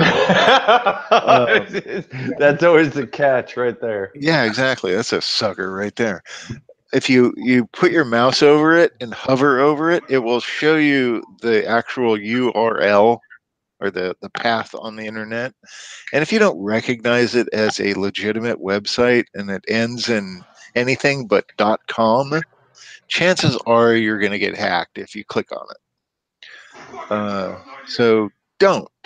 Just delete the email and move on. You didn't lose anything. Yeah, I don't open emails, period, just about.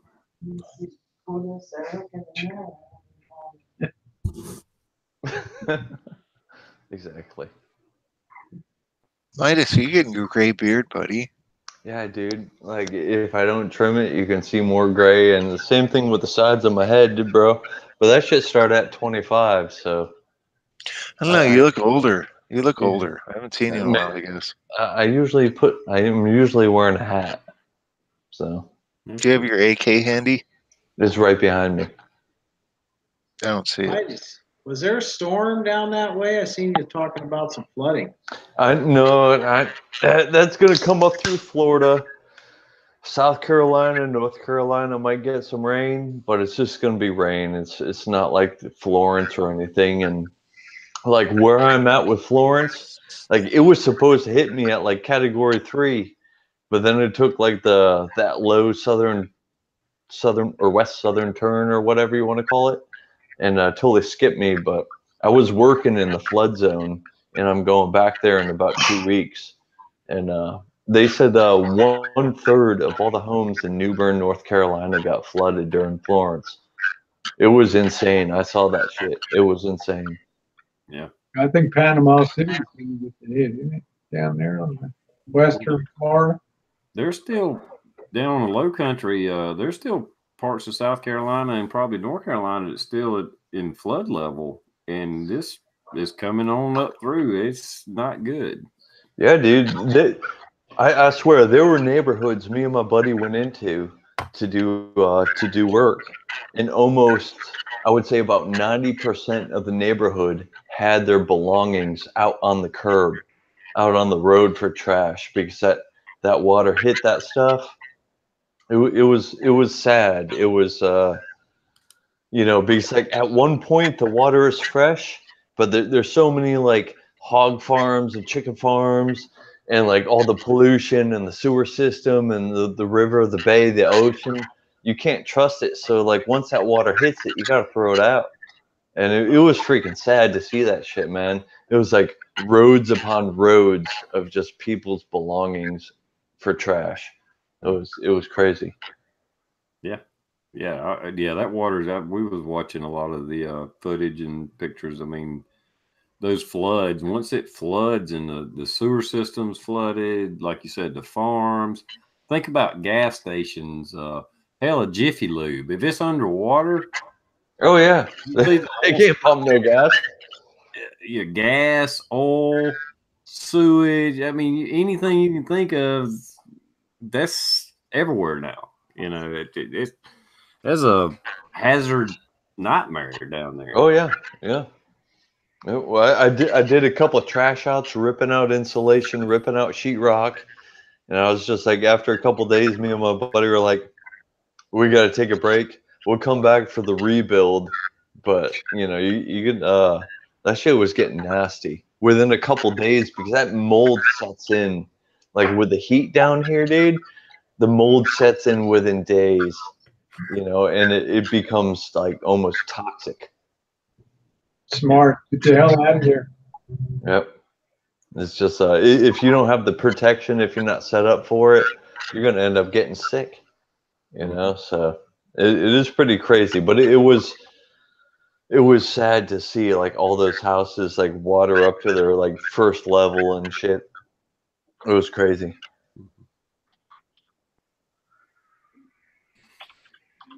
Yeah, I know that hurricane. I seen it a few days ago. It didn't seem that powerful, but today they were saying, hell, the winds are 150 miles an hour and it's moving pretty good. I mean, they're thinking this one's going to blow on through pretty quick, but it's still going to do a lot of damage.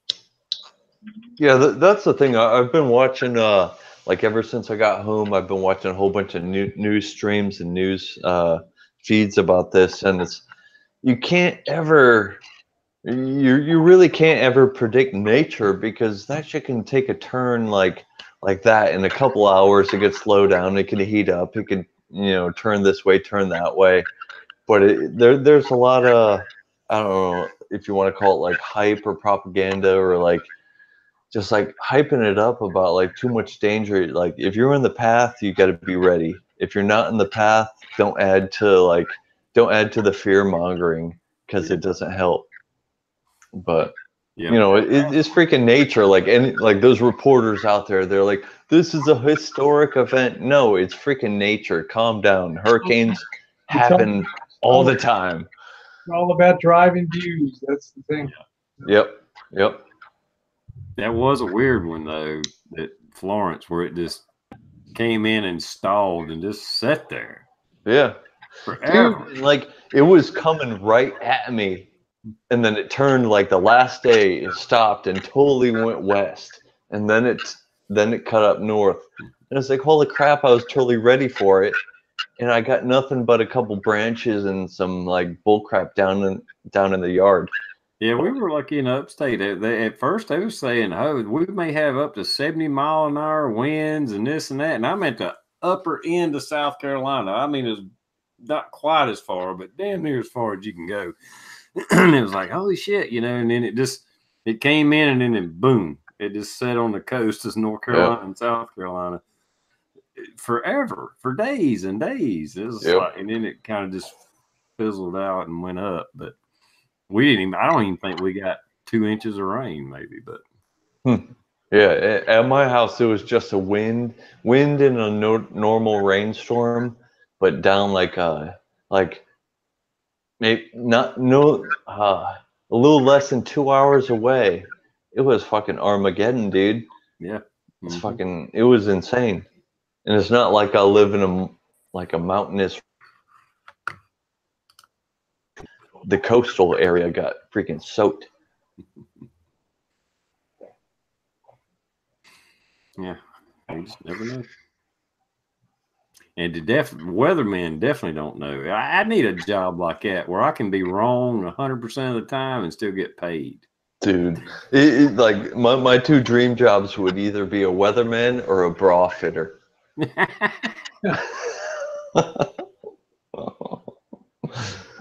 You beat me, Rosie. Yeah, that message will never see the light of day. So I don't know why you didn't block the dude.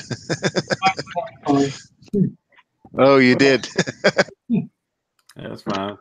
But really, I saw my first FEMA camp in real life down there in New Bern, North Carolina. Oh, yeah. Like all the tents and all the shit.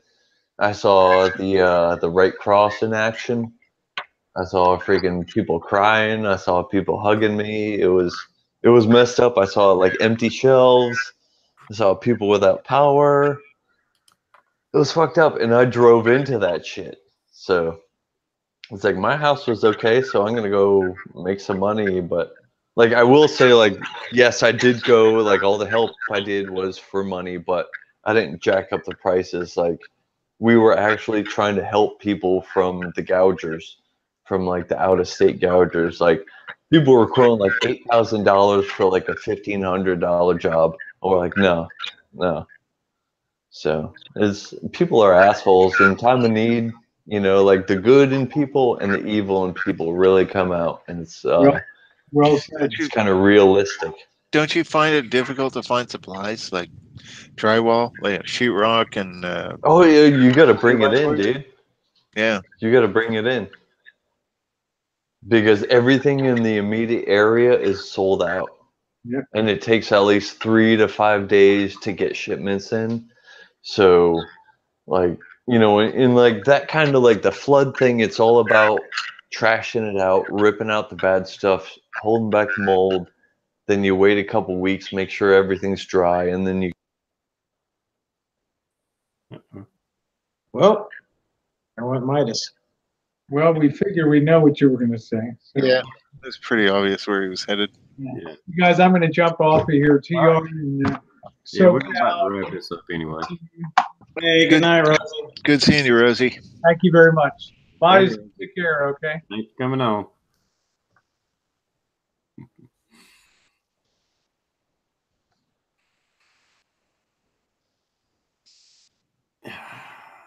Okay, Miles is back. He'll be back in a minute, I think. Yeah. Come on, TR. We need structure.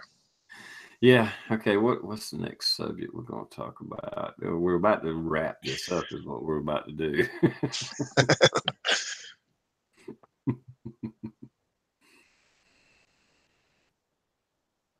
Yep, Midas is moving. Okay, he's back. I'll let him keep talking there for a minute. Yeah, I could imagine. I mean, hell, in a flood zone, like, yeah, you'd have to rip everything out and then wait. That makes perfect sense. You couldn't, like I said, hell, there's still places that's flooded. All that water was dropped. It has not drained off yet. So. Oh yeah, like the houses we did the trash out. I think I got booted. It must be my computer. But it's like wherever the water line is, you got to go 1 to 2 feet above the water line, cut all that out, tear out the insulation, like run some fans. Then you do the Clorox and the water solution, try to hold back some mold.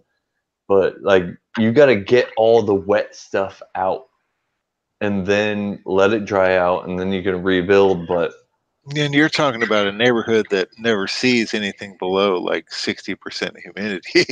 oh yeah, exactly, because it's on the coast. It's North Carolina, freaking New Bern. Like that's I can't remember the rest of the towns, but you know it's right there by the Outer Banks and stuff. It's on the inside of the Outer Banks. But yeah, it's so humid down there because of ocean air. It's like you gotta let it dry out as much as possible. Then you can rebuild. But yeah, I saw FEMA camps. I saw the freaking Red Cross, and I heard like good things and bad things. I'm not here to talk about that, but you know, you got to prepare for yourself. And if you live in a flood zone, you better have flood insurance, or you better not live there. You know. Well, Tool Monkey's wife is logistics for. I don't know her actual position, so I'm not giving too much away. But she works with firefighters and all the emergency response for South Carolina, and when all that, when especially after it just going on for days and days, they exhausted their, you know, Supply. well, not really even supply, just people.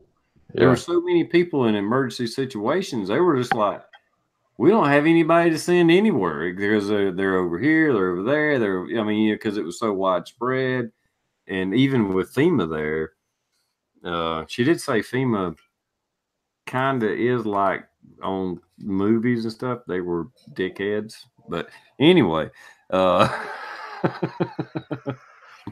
they exhausted their resources. That's the word I was looking for. The resources. Yeah. And, you know, they can only do so much. You know, and this was with people from out of state even helping. After a week or two, it's like they're going back home. You know, they're you know, they're firefighters in this other city and 3 states away. They can't stay here forever. You know.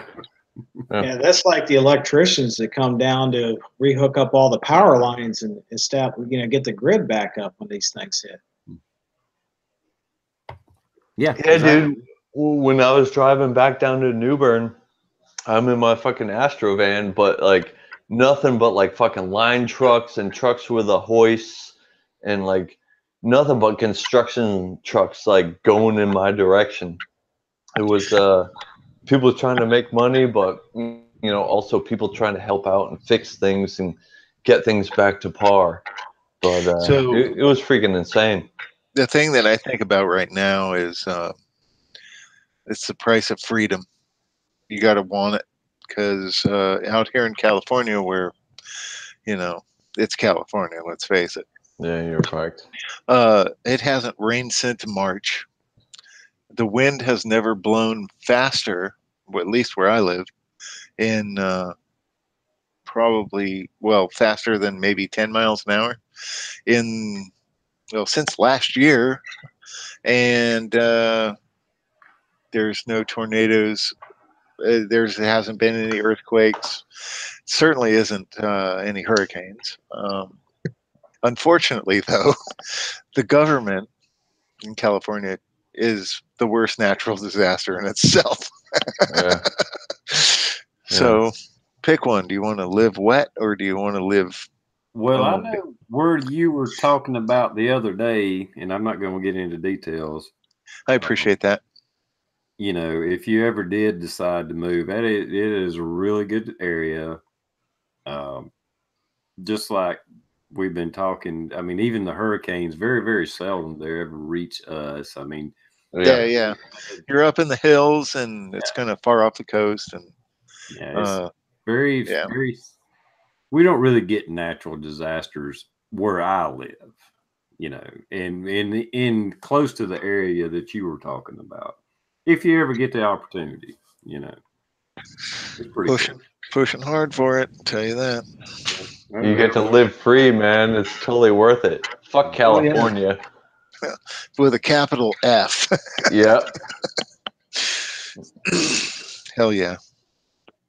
But you know, like you know, dude, like even with me, I'm trying to move northwest, but there is no perfect place. There is just no perfect place. No matter what you freaking say, there's going to be some guy out in the chat line that says, "Oh, my house is perfect." Everyone has. My house is perfect. Yeah, I'm not in the chat room. Screw you, Daniel. You know, like there's issues everywhere, so it's not like the grass on the other side of the fence is greener. You just got to pick the lesser two evils. Nothing is ever perfect. We are only human. I know so. Yeah, you're right, Midas. You're right. When Rick moved near me, you know, and he's from California, he was like, that first year is like we were technically in a drought, and he was like, it still rains here, and everything's fucking green. How in the fuck are y'all in a drought? It's like, well, that's just based on annual normal rainfall. That just means that the lakes that we go skiing and tubing on are down about 5 foot. That's what that means. How did explain that to me? How can you have a drought in a desert. Really? Yeah. It's funny because a lot of people don't know this, but the West Coast, like specifically between like Southern California and all the way into New Mexico, even up to about 100 years ago, it wasn't anywhere near as dry as it is now. And I'm not going to say it's global warming. I'm going to call it secular weather. Uh, Patty and I, my wife, love to go to Sedona. And, back when the Indians were living there, 800 years ago, that was like tropical rainforest area. Well, I wouldn't say rainforest, but it was definitely an arid environment. It wasn't a desert. There was farming, and there was a great way of life. Okay, well, let me drop a truth bomb on you. Boom. Like 8 billion years ago, all the continents were one piece, and it was called Pangea. So Yeah, I'm shit aware of that. happened, times change, is No, natural no, no, no. I'm climate just saying. All my point is that it's weather is secular. I'm not Yeah. going to really buy into global warming or any of that crap, obviously. Oh, But you mean it's not HARP and the um, flat Earth? Okay, well, wait. no. Let's not go flat Earth because Fucking reptilians under Walmart and shit? We're digging too Jesus. deep here. Do you Fucking remember Midas, you Sally fucker! You Struthers? will bring the shit down to a friggin' crawl every time. I'll break Alright, it down to the SoCal. lowest common Okay, denominator. okay. Grab your SoCal. fucking stormtrooper helmet and grab your AK. It's time to go live. Alright. Hey, SoCal. Do you remember, Sally Struthers, and her whole thing with the poor in Africa Yeah, and oh, giving yeah, Oh yeah, food yeah, and all yeah. You this? had to Yeah. watch Do you those remember fucking Sam commercials. Kinison? Yeah. Oh. Oh yeah. That comedian? He's like, Oh! stop sending them food, send them buses. Okay, you in California, we're going to send you buses. We're going to No, move you to where the No, water no. is. Was No, it no, no. Sally Don't Struthers? send us buses because the wrong people will be getting on those buses. I guarantee it. Sally Struthers was like, "Do you want to make more money? Sure, we all do." Fuck that infomercial shit. Midas, you got my dogs barking. Yeah, I got one at the door over here. Oh! Yeah, I mean, Sam Earth is Keniston. changing. I mean, even in mankind's time, it's always changed. I mean, what was once a flourishing place that they grew olives and grapes and all that shit's moved, and that's just always hell. The South Carolina, North Carolina, hell, the coast used to be halfway down the. Now this, I think it was before man, but the coast used to be halfway down the state. If you go to Columbia today, it's sandy. It's real sandy because that was the beach. Hell yeah, I've always wanted to go to Atlantis, but I think it's underwater nowadays. Yeah. I mean, you can actually find seashells, pieces of seashells halfway down South Carolina. If you look at a map of South Carolina, you go halfway down to Columbia, you dig around, kick around in the sandy dirt that they have, there's pieces of seashells there. When I lived in Washington State, off the coast, divers and stuff, they're finding where, the Native Americans lived hundreds of yards past the coast. That used to be dry land. Yeah. Now It's catching just cracks. It's just natural occurrence of the Earth and evolution of the Earth. It's not like global warming. We're not making the freaking oceans rise. It's just natural. Exactly. See, the Earth is like this, and when they move, they flex up and they move around like this. But it wouldn't. That just proves that flat Earth is real because it flexes. Because if it was round like this, it wouldn't flex. Okay, it's flat. That's fake news, Daniel, because that's a cylindrical Earth. That wasn't a proper round or flat Earth. No, but like shit always changes. So like that's how you have like Cro-Magnon man all over the continents because at one point all the continents were connected. You know, it's There's no Cro-Magnon man. Actually, technically, the Cro-Magnon man only lived in a couple of places. On shut Earth up. at the time. I'm And they right. found You're out wrong. that was a pig's No, tooth. you're actually not right. Yeah, whatever. Yeah. Cro-Magnon man was a pig's tooth. What? Ironically enough, if you think about it, if Earth was flat, and you think about Cro-Magnon, where he existed, like in Australia, Africa, and then Northern Europe, that would be like the four corners, right? No, they're not corners because they were all connected at that point. Well, if it was flat, you can't have a connected Earth if it's flat. Well, you can have water around it because the flat Earth rides on the world turtle. Don't you know anything about flat Earth science? Dude, come on. Where's my help out here in the chat? Where's the turtle? Okay, We need it. the fucking flat Earth rides Is that on why the... you shoot like a turtle, Midas? No, I'm telling you, dude, the flat Earth is sitting on top of this huge freaking turtle that's cruising through the galaxy. They call it the world turtle. I forgot about the turtle. All right, Yeah. I think TR wants to shut this down at this point. Yeah, I would too, because I just said some shit I don't want to hear again. Go ahead and wrap this up.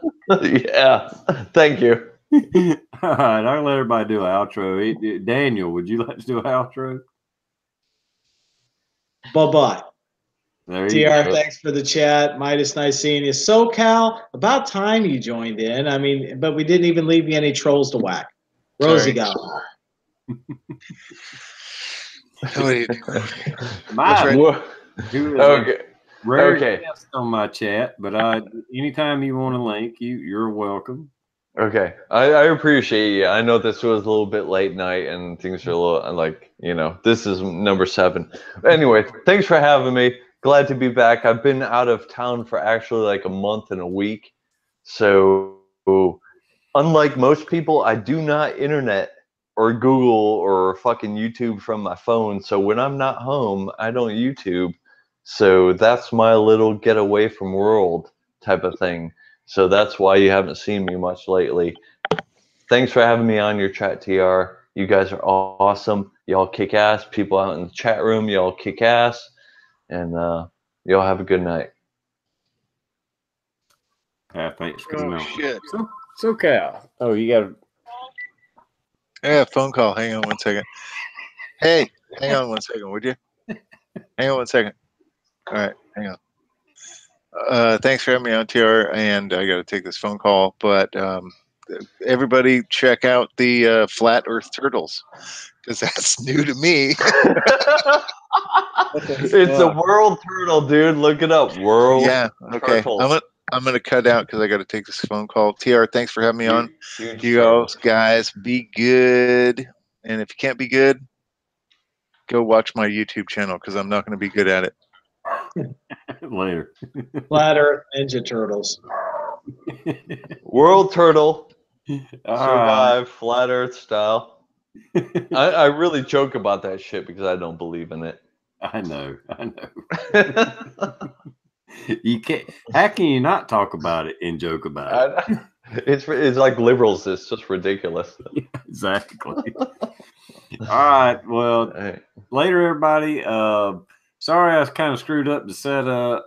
Evidently, I had scheduled it for yesterday, and there were people chatting in the side chat. I didn't even know it was that whatever. Dude, you freaked me out. Like, I saw that. Like, I was like, holy shit, I missed a whole day. What the hell? Like, did I drink that much? I was like, what day is it? I actually had to check my calendar because you posted that shit, TR. I didn't know it until I started the chat. I was like, there was no side chat. And I was like, why is there no side chat? It says it's been disabled. So Coda Boy was in. This was before I went on live.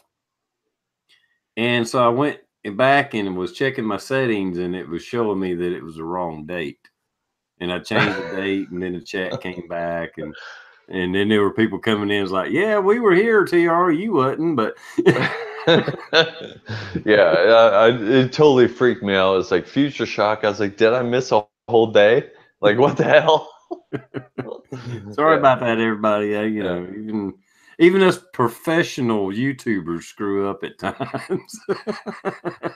All right. With that, later, everybody. We'll see All right. you in a couple of weeks. Peace.